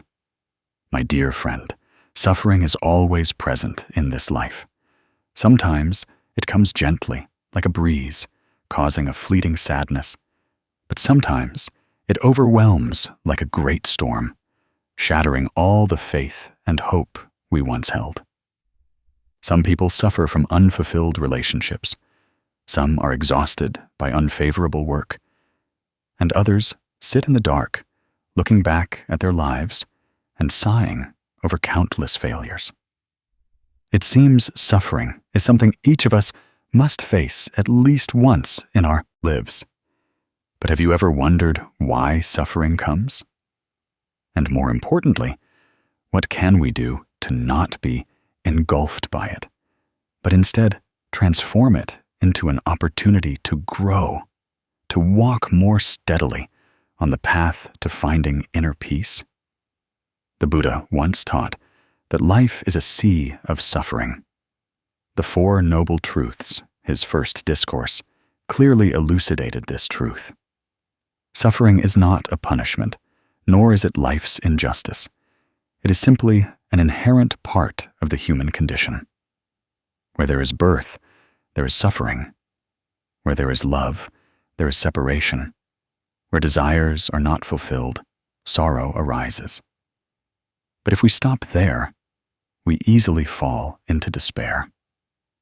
The miracle lies in the fact that the Buddha also showed that suffering can be transformed, just as a great fire can consume but also refine gold to make it purer. Suffering is the fire that tests the gold in each person's soul, allowing us to see how truly strong we are and to learn to let go of what is no longer necessary. Imagine a pot of boiling water. When you put vegetables or eggs into it, at first they might get scalded or even deformed. But that very heat cooks the food, transforming it into something that can nourish life. Suffering in life is similar. If we panic and try to escape, we will only add to our hurt. But if we know how to be patient, endure, and observe, that very suffering will gradually mature our souls, helping us grow. There's an old saying, "Fire tests gold, hardship tests strength." If there were no falls, how would we know the importance of getting back up? If there were no failures, how would we fully appreciate the value of success? I remember a story about a Buddhist layperson who saved a snake trapped in a hole. When he reached down, the snake, out of fear, bit his hand. Others saw this and immediately stopped him, saying, "Why are you foolishly helping an animal that only harms people?" But he just smiled and said, "It is the nature of a snake to bite when afraid, but it is my nature to help when needed. I cannot change my compassionate heart because of a bite." That story is also like how we face suffering. Suffering can hurt us, but if we only blame or run away, we will lose the opportunity to preserve the clarity of our souls. Conversely, if we understand the nature of suffering and embrace it, we will find inner freedom. In daily life, there are countless simple yet profound stories, like the story of Mr. Dung in a small village. He pooled his capital to open a grocery store, hoping to improve his family's life. But after just 1 year, the store suffered losses, and debts piled up. Relatives blamed him, friends distanced themselves, and he fell into despair. Night after night, he sat looking at the flickering lamp in his small house, feeling his heart break. He even thought of giving up everything. But then, during a visit to the pagoda, he heard a teacher speak about cause and effect and impermanence. He suddenly realized that failure was not an end, but just a lesson. Like a seed needing time to sprout, humans also need to fall to learn how to get up. He began to learn carpentry, At first, his skills were clumsy, but with patience and diligence, he gradually became skilled. A few years later, he became an excellent carpenter, making intricate products. His family life became more stable, and most importantly, he no longer feared failure. He said it was because of that bankruptcy that he found his true path. Suffering had become a springboard for him to grow. You see, suffering is not meaningless. It is like the darkness that makes us afraid when we are in it. But it is also thanks to darkness that light becomes brilliant. If we only live in peace, it's hard to recognize the value of resilience. If we only taste sweetness, it's hard to empathize with those who are suffering. It is suffering that helps us understand people's hearts, appreciate happiness, and cultivate compassion. In the Dhammapada, the Buddha taught that conquering 1,000,000 armies is not equal to conquering oneself. And oneself here is nothing other than our weaknesses, fears, and the mind that blames when facing suffering. We cannot choose a life completely free of difficulties, but we can choose how to face them. Instead of running away, see suffering as a companion on the path of spiritual practice. When you know it's just a part of the journey, you will no longer see it as an enemy. To practice this, first, practice breathing slowly and observing when suffering appears. Instead of rushing to drive it away, allow yourself to sit still and listen. Regard suffering as a bell reminding you that you are alive, that you are learning. Then, gradually, let go of blame. Remind yourself that everything comes and goes due to causes and conditions. Today may be difficult, but tomorrow can be peaceful, just as winter will pass for spring to return. Try writing down what causes you suffering, but instead of blaming, write it as a thank you. Thank failure for teaching us humility. Thank loss for teaching us appreciation. Thank those who hurt us, for through them we learned to forgive. Each such line is a step in transformation. You will feel your mind gradually lighten, no longer dragged down by darkness. Life cannot be without suffering, but you can choose how to walk through it. It's like walking through a dense forest.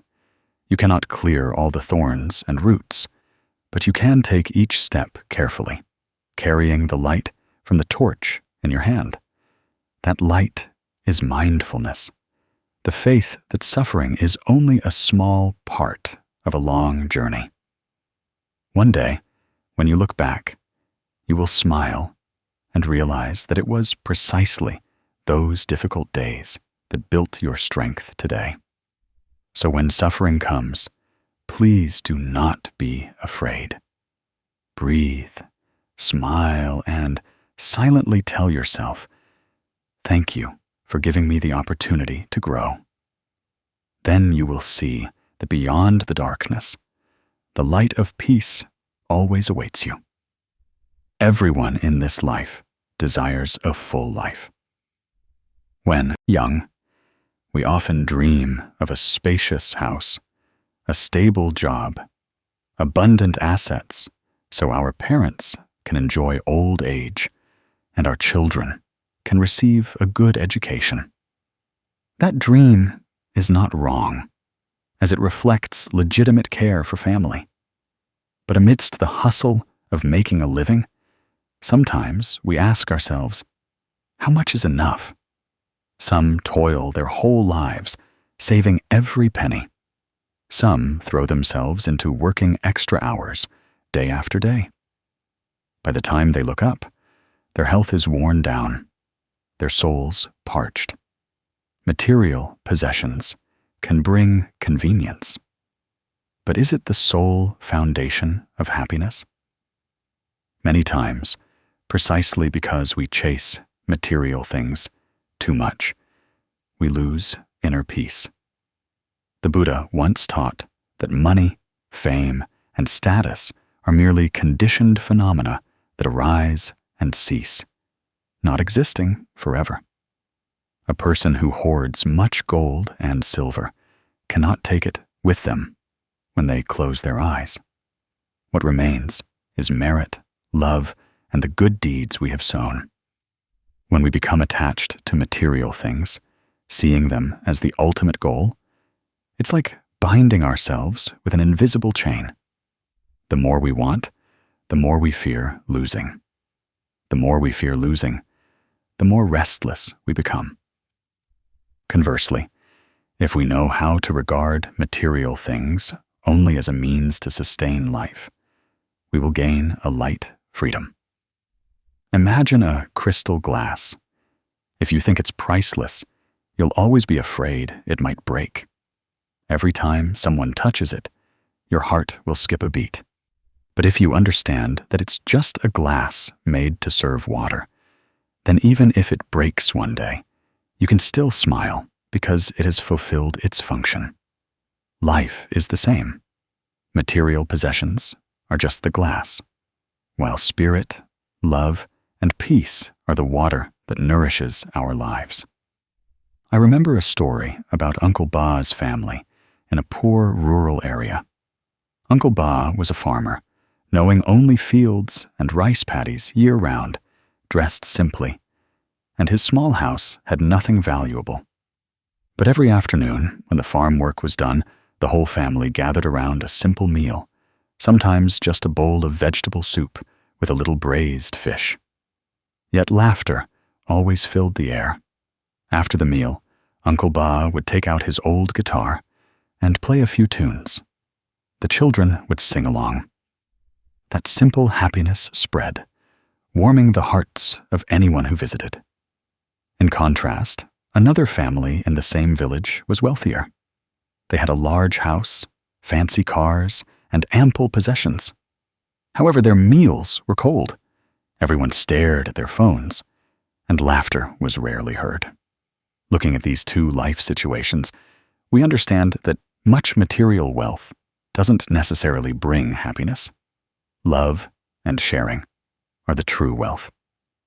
In the Dhammapada, the Buddha once said, "Contentment is the greatest wealth," a concise sentence that holds a treasure trove of wisdom. A contented person, though living in a humble hut, finds peace in their heart. An insatiable person, though living in a golden palace, remains restless. Contentment does not mean being passive or giving up. It means appreciating what we have and not letting greed carry us too far. A grain of rice eaten mindfully brings happiness. A glass of water drunk in stillness is enough to quench the soul's thirst. If we observe closely, much suffering in life stems from comparison and material craving.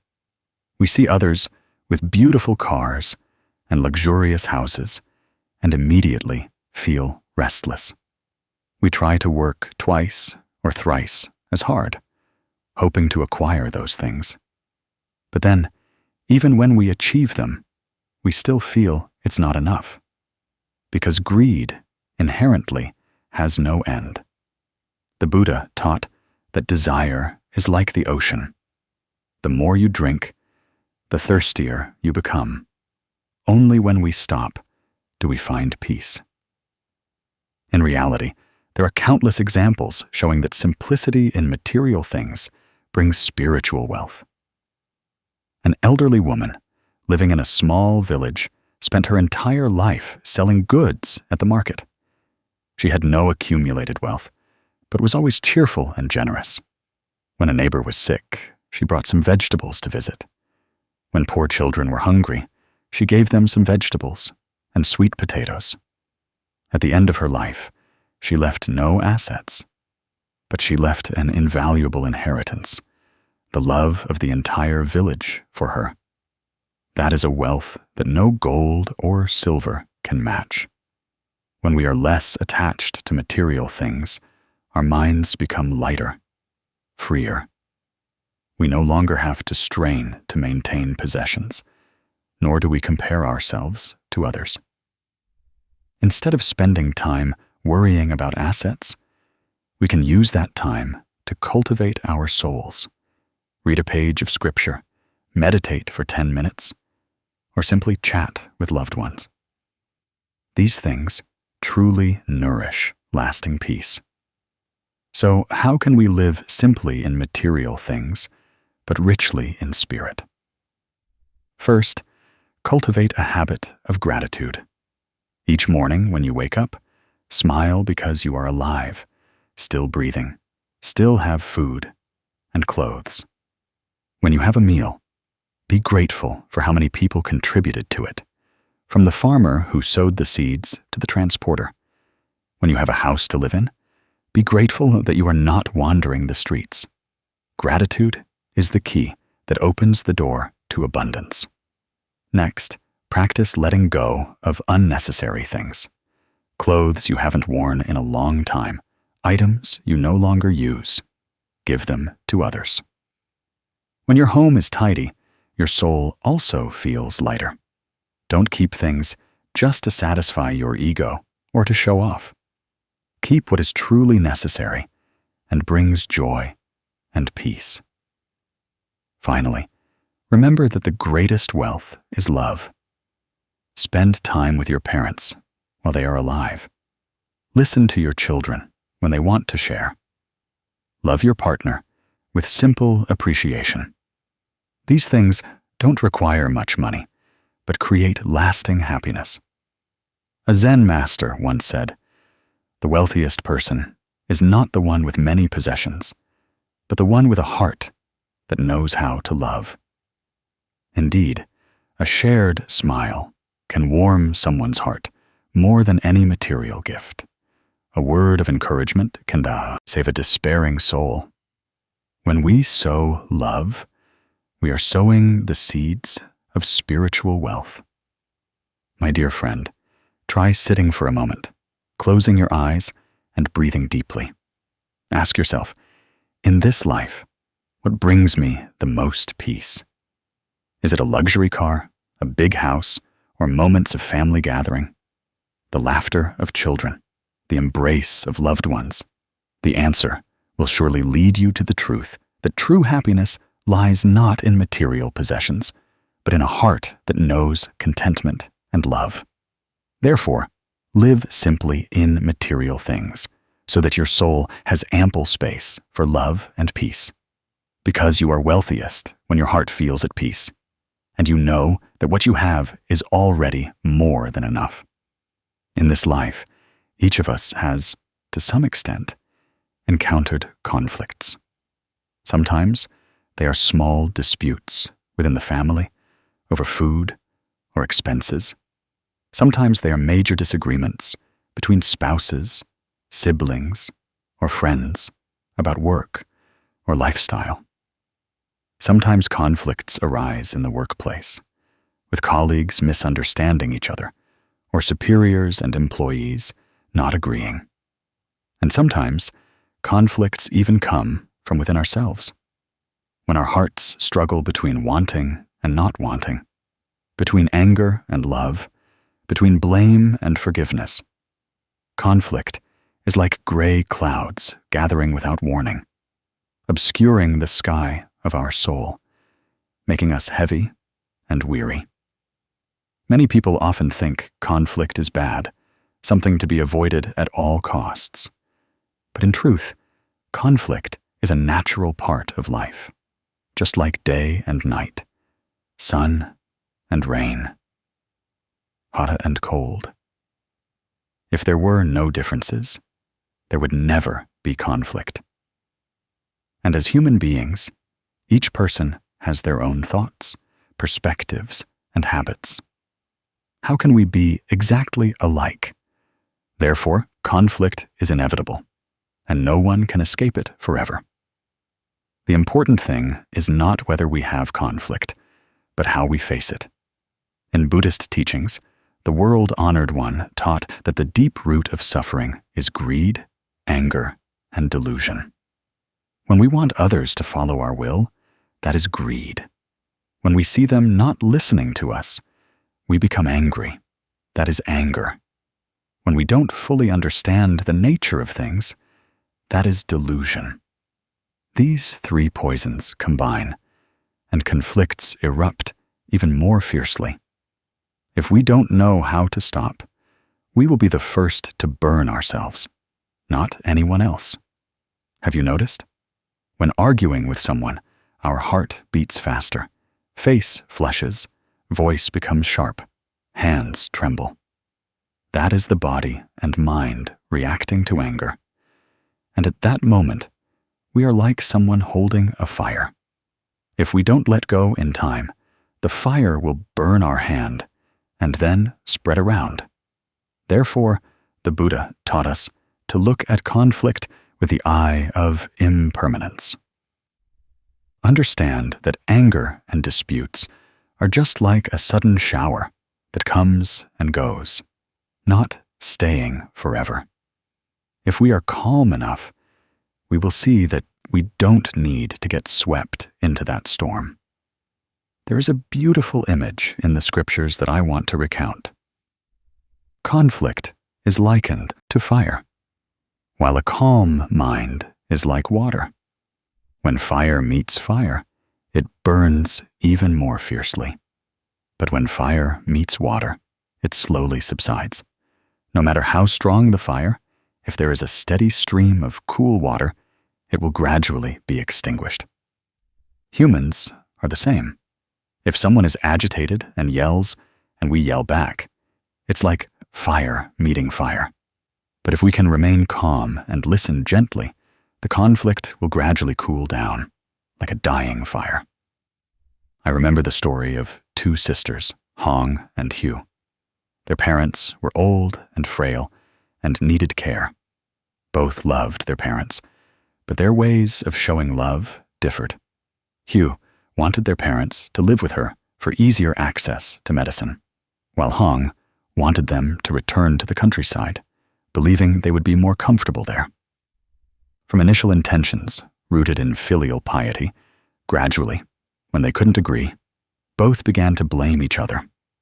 Hugh accused Hong of being selfish, wanting to lighten her own burden. Hong retorted that Hugh just wanted to prove she was better. The exchanges of words made the family atmosphere heavy. Their elderly parents, already frail, were now saddened by their children's arguments. One day, after many exhausting arguments, Hong paused to reflect. Hong realized that in the midst of arguing, she no longer clearly saw her love for her parents, but only wanted to win against her sister. Seeing this, Hong decided to change. Instead of continuing to argue, Hong chose to listen. When Hugh spoke, Hong didn't immediately refute, but listened in silence until she finished, then gently shared her own thoughts. Because of this, Hugh felt respected, no longer feeling the need to strain to defend her opinion. Slowly, the two sisters began to understand each other better. They discussed together to find a harmonious solution. Their parents would take turns living in both places, receiving attentive care, while also having a comfortable environment. That story teaches us a lesson. Conflict does not necessarily have to lead to rupture. If one person is willing to stop, to remain calm, to listen, then the fire of conflict will gradually subside. Listening is the bridge connecting distant shores.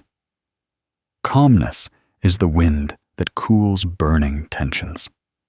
In modern life, each of us can encounter the story of Hong and Hugh somewhere around us. Sometimes within families, siblings argue over dividing assets, caring for parents, or raising children. Sometimes at work, colleagues dispute over work methods or responsibility allocation. Sometimes in friendships, we resent each other over an unintentional remark.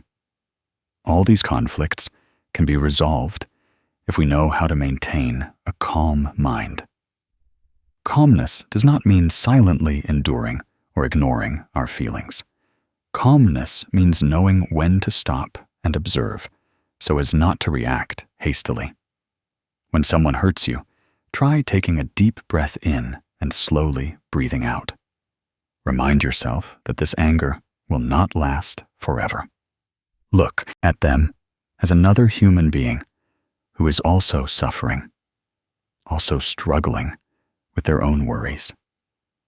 When you see the other person suffering, your heart will soften, and calmness will naturally arise. The Buddha once said, "Hatred is never appeased by hatred.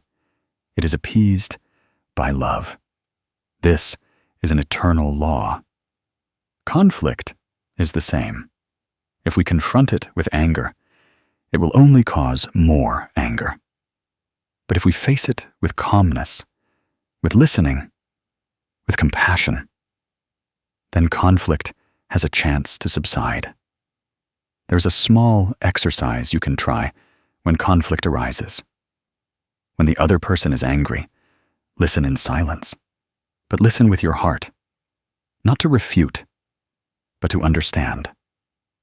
Then, instead of speaking immediately, repeat their point in gentle words, as if to show them that you truly heard. This action alone is enough to make the other person feel acknowledged. From there, the conversation will gradually cool down. And sometimes, we must also learn to accept that some conflicts cannot be resolved immediately, that we cannot force the other person to understand us right away. Calmness in this moment means letting go of the expectation that everything must change according to our will. Be patient and let time do its part. A seed needs time to sprout. A wound needs time to heal. Conflict is the same. It needs patience. It needs calmness to gradually be resolved. Life has things we cannot control, but we can always control how we react. We cannot force others not to be angry, but we can practice keeping our own minds peaceful. We cannot stop the rain from falling, but we can find a safe shelter. And when we maintain calmness, we will be a safe refuge for ourselves and for those around us. Therefore, conflict is no longer a fear, but an opportunity to cultivate calmness, just like the sisters Hong and Hugh. Thanks to conflict, they learned how to listen, learned patience, and learned that love is more important than winning or losing. That is also the path the Buddha taught, the path of wisdom and compassion, the path that leads us from darkness to light, from anger to peace. Finally, I want to send you a gentle reminder. Whenever conflict arises, remember the image of fire and water. Ask yourself, do I want to be a raging upper or cool, soothing water? Remember the story of Hong and Hugh to see that if just one person is willing to stop, all turbulence can subside. And remember that peace is not far away. It is right within your calm mind.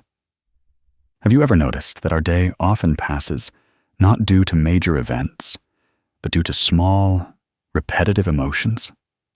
An unintentional remark, a cold glance, a delay at work, a frown from a loved one. All these things are like small waves. But if we don't pay attention, they will gradually carry us one away, so that by nightfall, our hearts are filled with worries, resentment, and exhaustion. In truth, much suffering doesn't come from external circumstances, but from how we allow emotions to dominate us. That is why the Buddha taught, to find peace, one must learn to master one's mind, not letting it be swept away by external situations. Mastering emotions doesn't mean we have to suppress or deny them. On the contrary, the Buddha taught us to recognize, embrace, and transform them. Emotions are merely waves rising in the mind. Their nature is impermanent. They arise and cease. If we can see them this way, then instead of resisting or letting them control us, we can stand silently like a sandy shore, allowing the waves to crash upon us and then recede. The sandy shore doesn't chase the waves, nor does it resist them. It simply receives them calmly. Try to remember the last time you were angry. What was your body like then? Your heart beat faster, breath quickened, head felt hot. You felt out of control, wanting only to say words that would hurt others. But if afterward you took deep breaths, sat still for a moment, and the anger gradually faded, you would then realize you had almost done something wrong. Anger is also like a fire. If we add fuel to it, the fire will rage fiercely. But if we leave it alone and don't feed it, it will die out. Here's a short story to illustrate this more clearly. Min was a diligent student preparing for an important exam. One morning, on his way to school, Min overheard a classmate whispering that he wouldn't do well on the test, that all his hard work would be in vain. Those words were like an arrow shot straight into Min's heart. Throughout the exam, he couldn't concentrate. His mind was a mess. After submitting his paper, Min felt sad and disappointed in himself. When he got home, he even lost his temper with his parents because a simple question made him irritated. That night, Min tossed and turned, unable to sleep. If you observe, you will see that Min didn't fail because the exam was difficult, but because he allowed his emotions to control him. An external remark made his mind waver, and that very wavering led to all the other disturbances. If Min had known how to stop, take a deep breath, and remind himself that it was just someone else's opinion, not the truth about him, his mind would not have been swept away, and the exam could have gone better. We are the same in life. How many times do we let others' words hurt us? Let small incidents cause us inner turmoil. Let something that hasn't happened yet make us worry all day.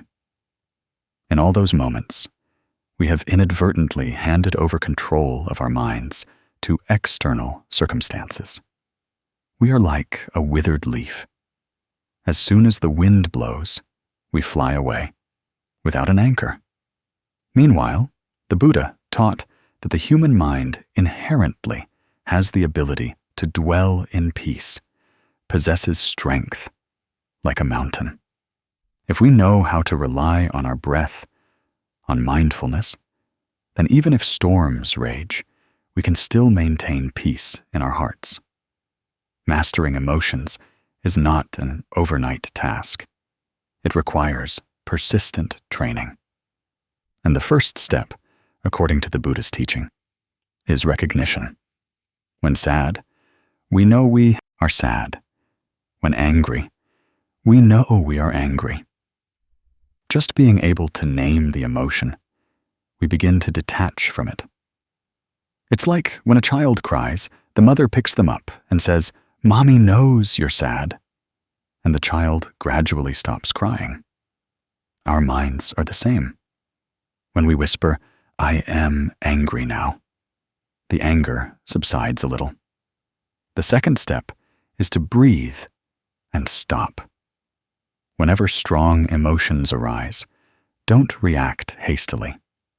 Breathe in deeply. Breathe out slowly.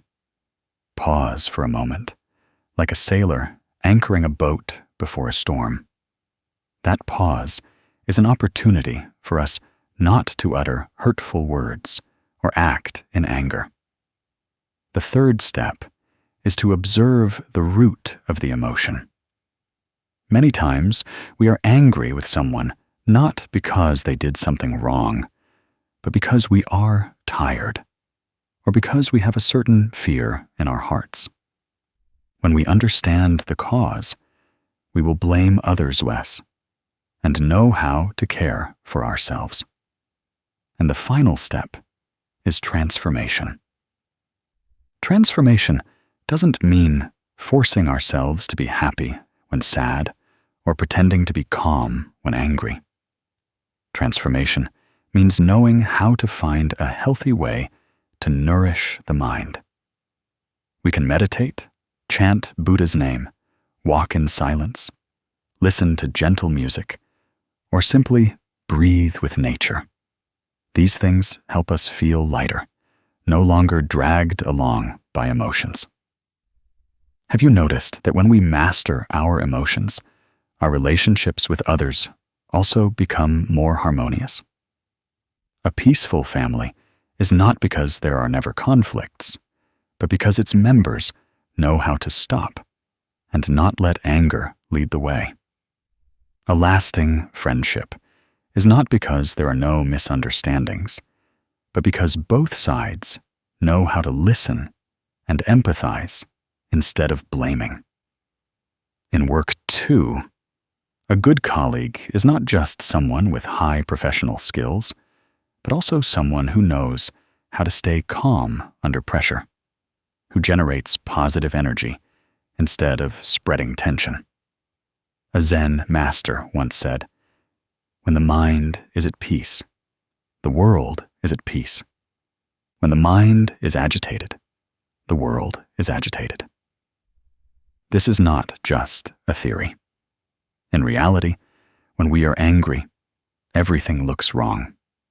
But when our minds are gentle, everything feels pleasant. The world itself doesn't change. Only the way we see the world changes according to our minds. Try to imagine you are standing by a river. Sometimes the river water is calm, sometimes it surges with waves. Our emotions are like that river. We cannot stop the wind, nor can we stop the water from flowing. But we can choose to stand on the bank, observing instead of jumping in and being swept away. Mastering emotions means learning to stand on the bank, keeping our minds as an anchor. Someone might ask, if I master my emotions, will I still feel joy and sorrow? Will I still be human? The answer is yes, and even more profoundly. Mastering emotions is not turning ourselves into a stone, but living fully with emotions without being enslaved by them.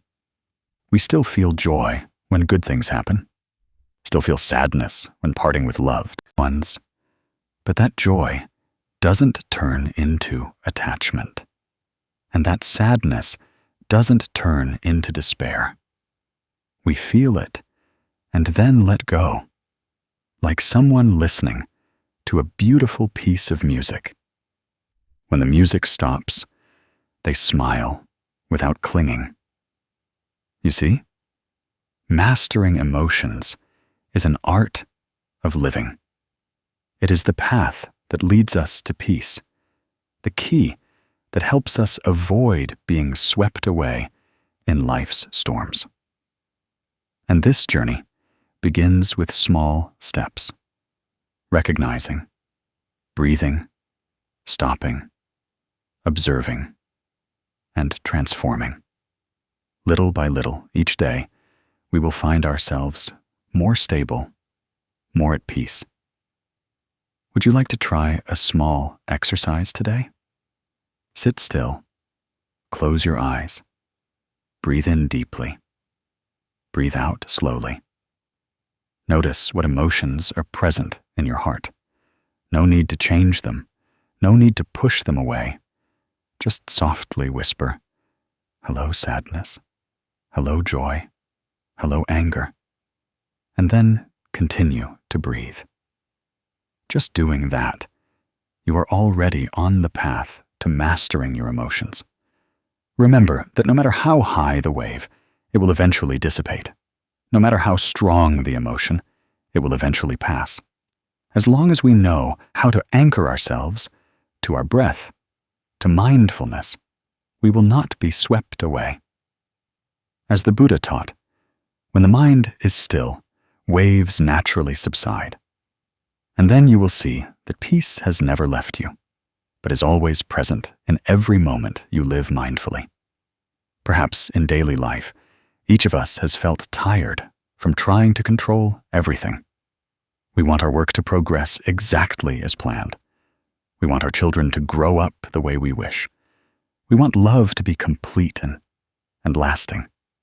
We want our health to remain like that of our 20s forever.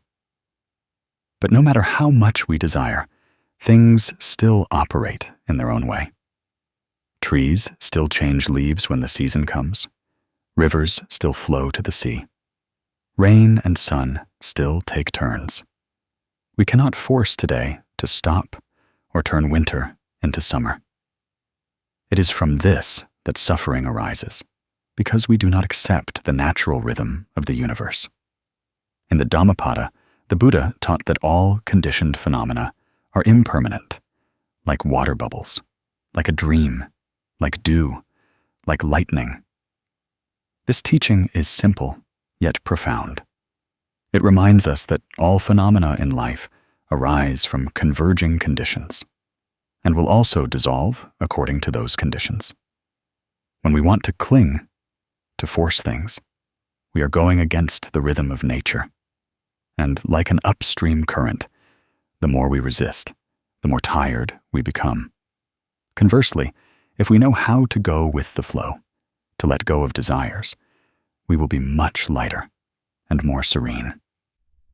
I want to tell you a familiar story, the story of Mr. Sun and his small garden. Mr. Sun loved nature. After quitting his city job, he returned to his hometown to grow vegetables.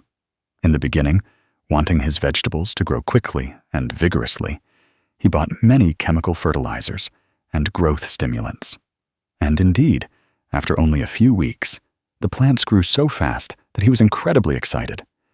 But that joy didn't last. Soon after, the leaves began to yellow, the stems became weak, and pests appeared more frequently.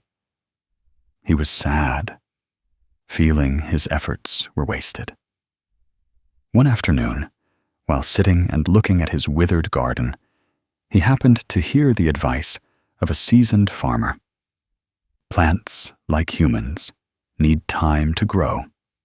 Forcing them to grow faster than nature will only weaken them. Just follow nature's way, follow the rain and sun, and they will grow strong and steady.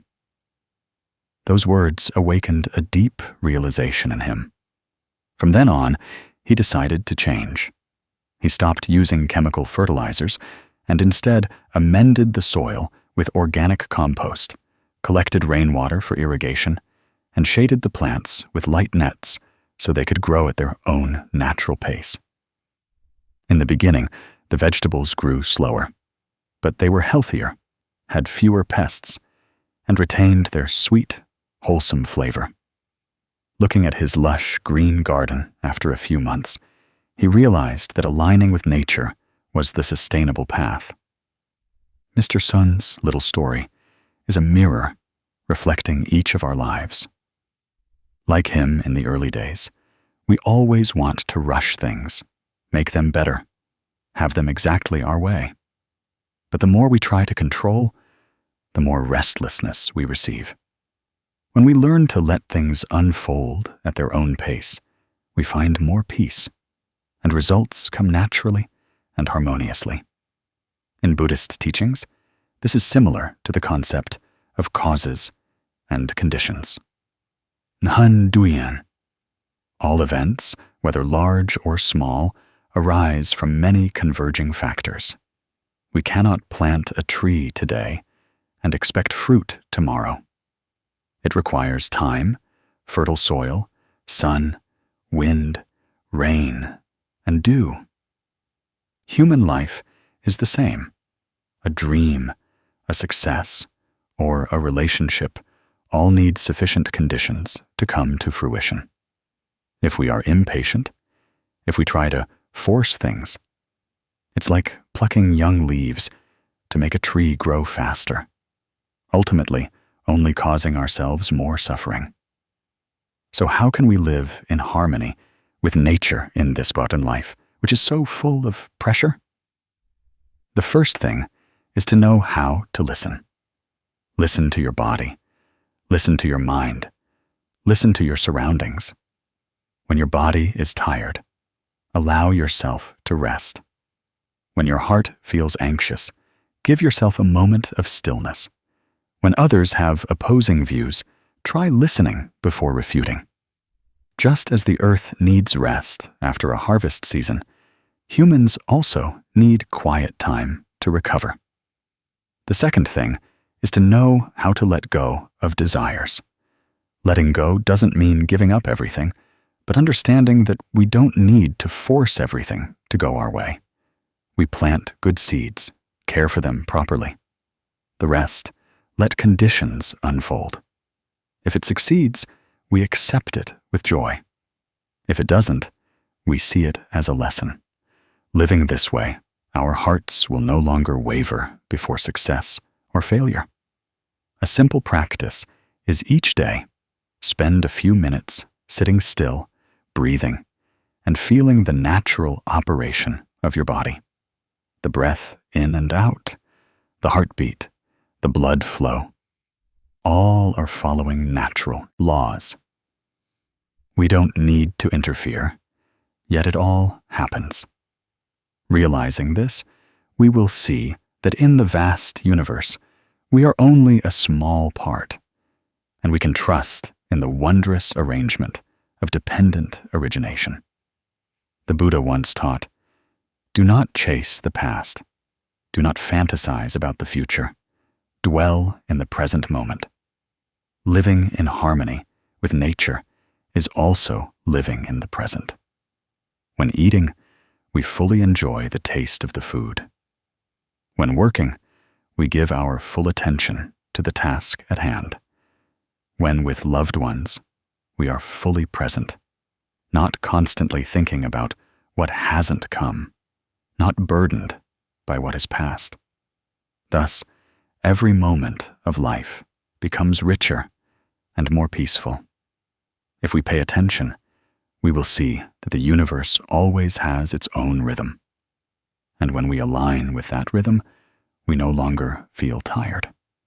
Like a river, when the water flows towards the sea, it moves freely. But if someone tries to build a dam to block it, the water will rise, create pressure, and potentially burst.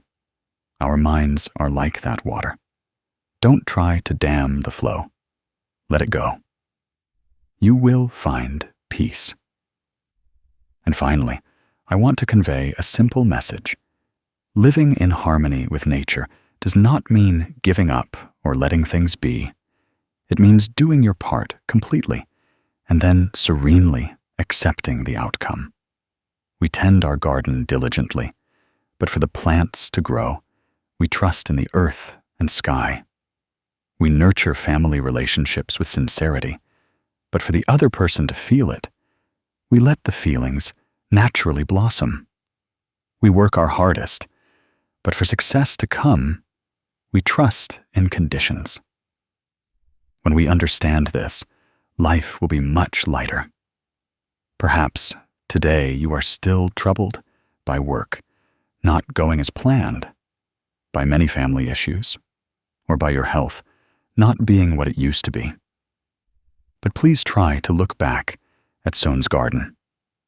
Remember that plants also need time to grow, and it is precisely aligning with nature that creates lasting vitality. If you also practice living that way, going with the flow, trusting in causes and conditions, you will realize that peace has never left you. It's just that, for so long, we've been running to look for it elsewhere. Peace is always present, in every breath, every step, and in the gentle silence of nature. When we know how to live in harmony with the rhythm of the universe, we will realize that peace naturally comes to us. Perhaps you have experienced days like this, days where you open your eyes in the morning and already feel heavy, as if an invisible stone is pressing on your chest, making breathing difficult. Piled up work, unfinished plans, unsatisfactory relationships, all like a thick net wrapped tightly around you. Sometimes you just want to give up, but cannot, because there are still responsibilities, still duties, still ties that prevent you from stopping. It is in those moments that we realize how difficult this life is, and how peace seems like a luxury, reserved only for those luckier than us. Yet the Buddha clearly explained in the Four Noble Truths that suffering is indeed a truth of human existence, but the path to liberation from suffering is also real. Suffering is real, but peace is also real. Suffering has its causes, and so does peace. The cause of our suffering is greed, anger, and delusion. Because we constantly want everything to go our way, unwilling to accept the impermanence of life. It is also for this reason that peace does not come from having everything, but from knowing how to align with nature, knowing how to live in harmony with what is present. Try looking at a still lake when there is no wind. The lake reflects the blue sky and white clouds so beautifully that our hearts also want to settle. But with just a passing breeze, the lake's surface becomes choppy. The reflection shatters, no longer intact. The human mind is the same. If we constantly let the winds of ambition, anger, and doubt blow through, how can we maintain stillness? Peace is not the absence of turbulence, but keeping our minds like a lake's surface, undisturbed by external changes. Once, a man came to a Zen master and complained that he was too tired. He complained about work pressure, family discord, friends not understanding him. He constantly felt a heavy heart. The Zen master didn't say much. He just offered him a cup of tea. As he poured, the water filled the cup, but the master kept pouring. Water overflowed, wetting the table. The man quickly exclaimed, "Master, it's full. You can't pour any more." At that moment, the Zen master smiled and replied, "Your mind is like this teacup. It's already full of worries and afflictions. So how can peace find a place to enter?" The man was startled, suddenly understanding that to find peace, he didn't need to seek more, but to learn to let go. That story reminds us of ourselves. Haven't there been many times when we were like that teacup, trying to pour in so much more, trying to cram more into our lives, only to find, when it was overflowing, that there was no room left for tranquility? The Buddha once taught that humanity's greatest suffering comes from constantly craving, always wanting to hold on. While life is inherently impermanence, nothing lasts forever. That branch will eventually change its leaves. That river will eventually flow away. And human life is the same. So why don't we learn to align with this, so our souls can be light like a leaf carried by the wind, like a drop of water flowing to the sea? Do you know? Peace is not far away. It is always right here, in every breath, in every step. We just need to settle down enough to feel it. When you sit down, place your hand on your chest, take a deep breath in, and slowly breathe out. you will feel your heart gradually lighten. When you walk on a familiar path, instead of rushing, try to walk slowly. Listen to the birds sing. Watch the leaves rustle. You will see that in that moment, peace has smiled. The problem is that we often go too fast, live too hastily, and thus miss those simple, precious moments. Practice living in harmony with nature. A tree doesn't try to grow taller than the sky, yet it grows day by day. A river doesn't force itself to maintain its shape, yet its water flows endlessly, embracing every land it passes. The sun doesn't compete with the moon and stars, yet it shines every morning. If humans also knew how to live in such alignment, not forcing, not resisting, then peace would naturally come, gentle as a breath, natural as the morning light. A friend of mine once told me that she used to live a very stressful life. She always set very high goals, always wanted to surpass others, to be recognized. But the harder she tried, the more tired she became, even suffering from chronic insomnia. One day, utterly exhausted, she decided to take a vacation and visit her maternal grandparents in a peaceful rural area. Every morning, she woke up early to water the garden, sitting on the porch, listening to birds sing. In just a few weeks, she felt her heart lighten, and her sleep returned. She realized that peace did not come from achieving many things, but from living in harmony with the natural rhythm of the earth and sky. Her story clearly shows us one thing. Peace is not a gift someone bestows, but the result of a choice. When we choose to align with nature, choose to live simply, choose to let go of what is unnecessary, then peace will find us naturally. And the Buddha affirmed this in many discourses. He taught that the mind is inherently pure, like a shining mirror, only covered by the dust of afflictions, which is why we don't see it. When we diligently wipe away that layer of dust, the light of peace will become clear. So, to conclude this journey, I want to send you a whisper, a gentle voice in your ear. Let your mind be still, like a lake. Don't let the waves of everyday life shatter the inner reflection of peace. Live in harmony with nature, because when you don't crave, peace will naturally come to you. Let each breath be a reminder that you are alive, you exist, and that alone is a great gift. May you, even if carrying worries in your heart today, find serenity in every moment. May you know how to let go of worries, how to smile at what you have, how to see life with eyes of compassion. And may each of us, as we walk this journey, realize that peace is not far away, but right within our own souls. Peace is not a destination, but a path.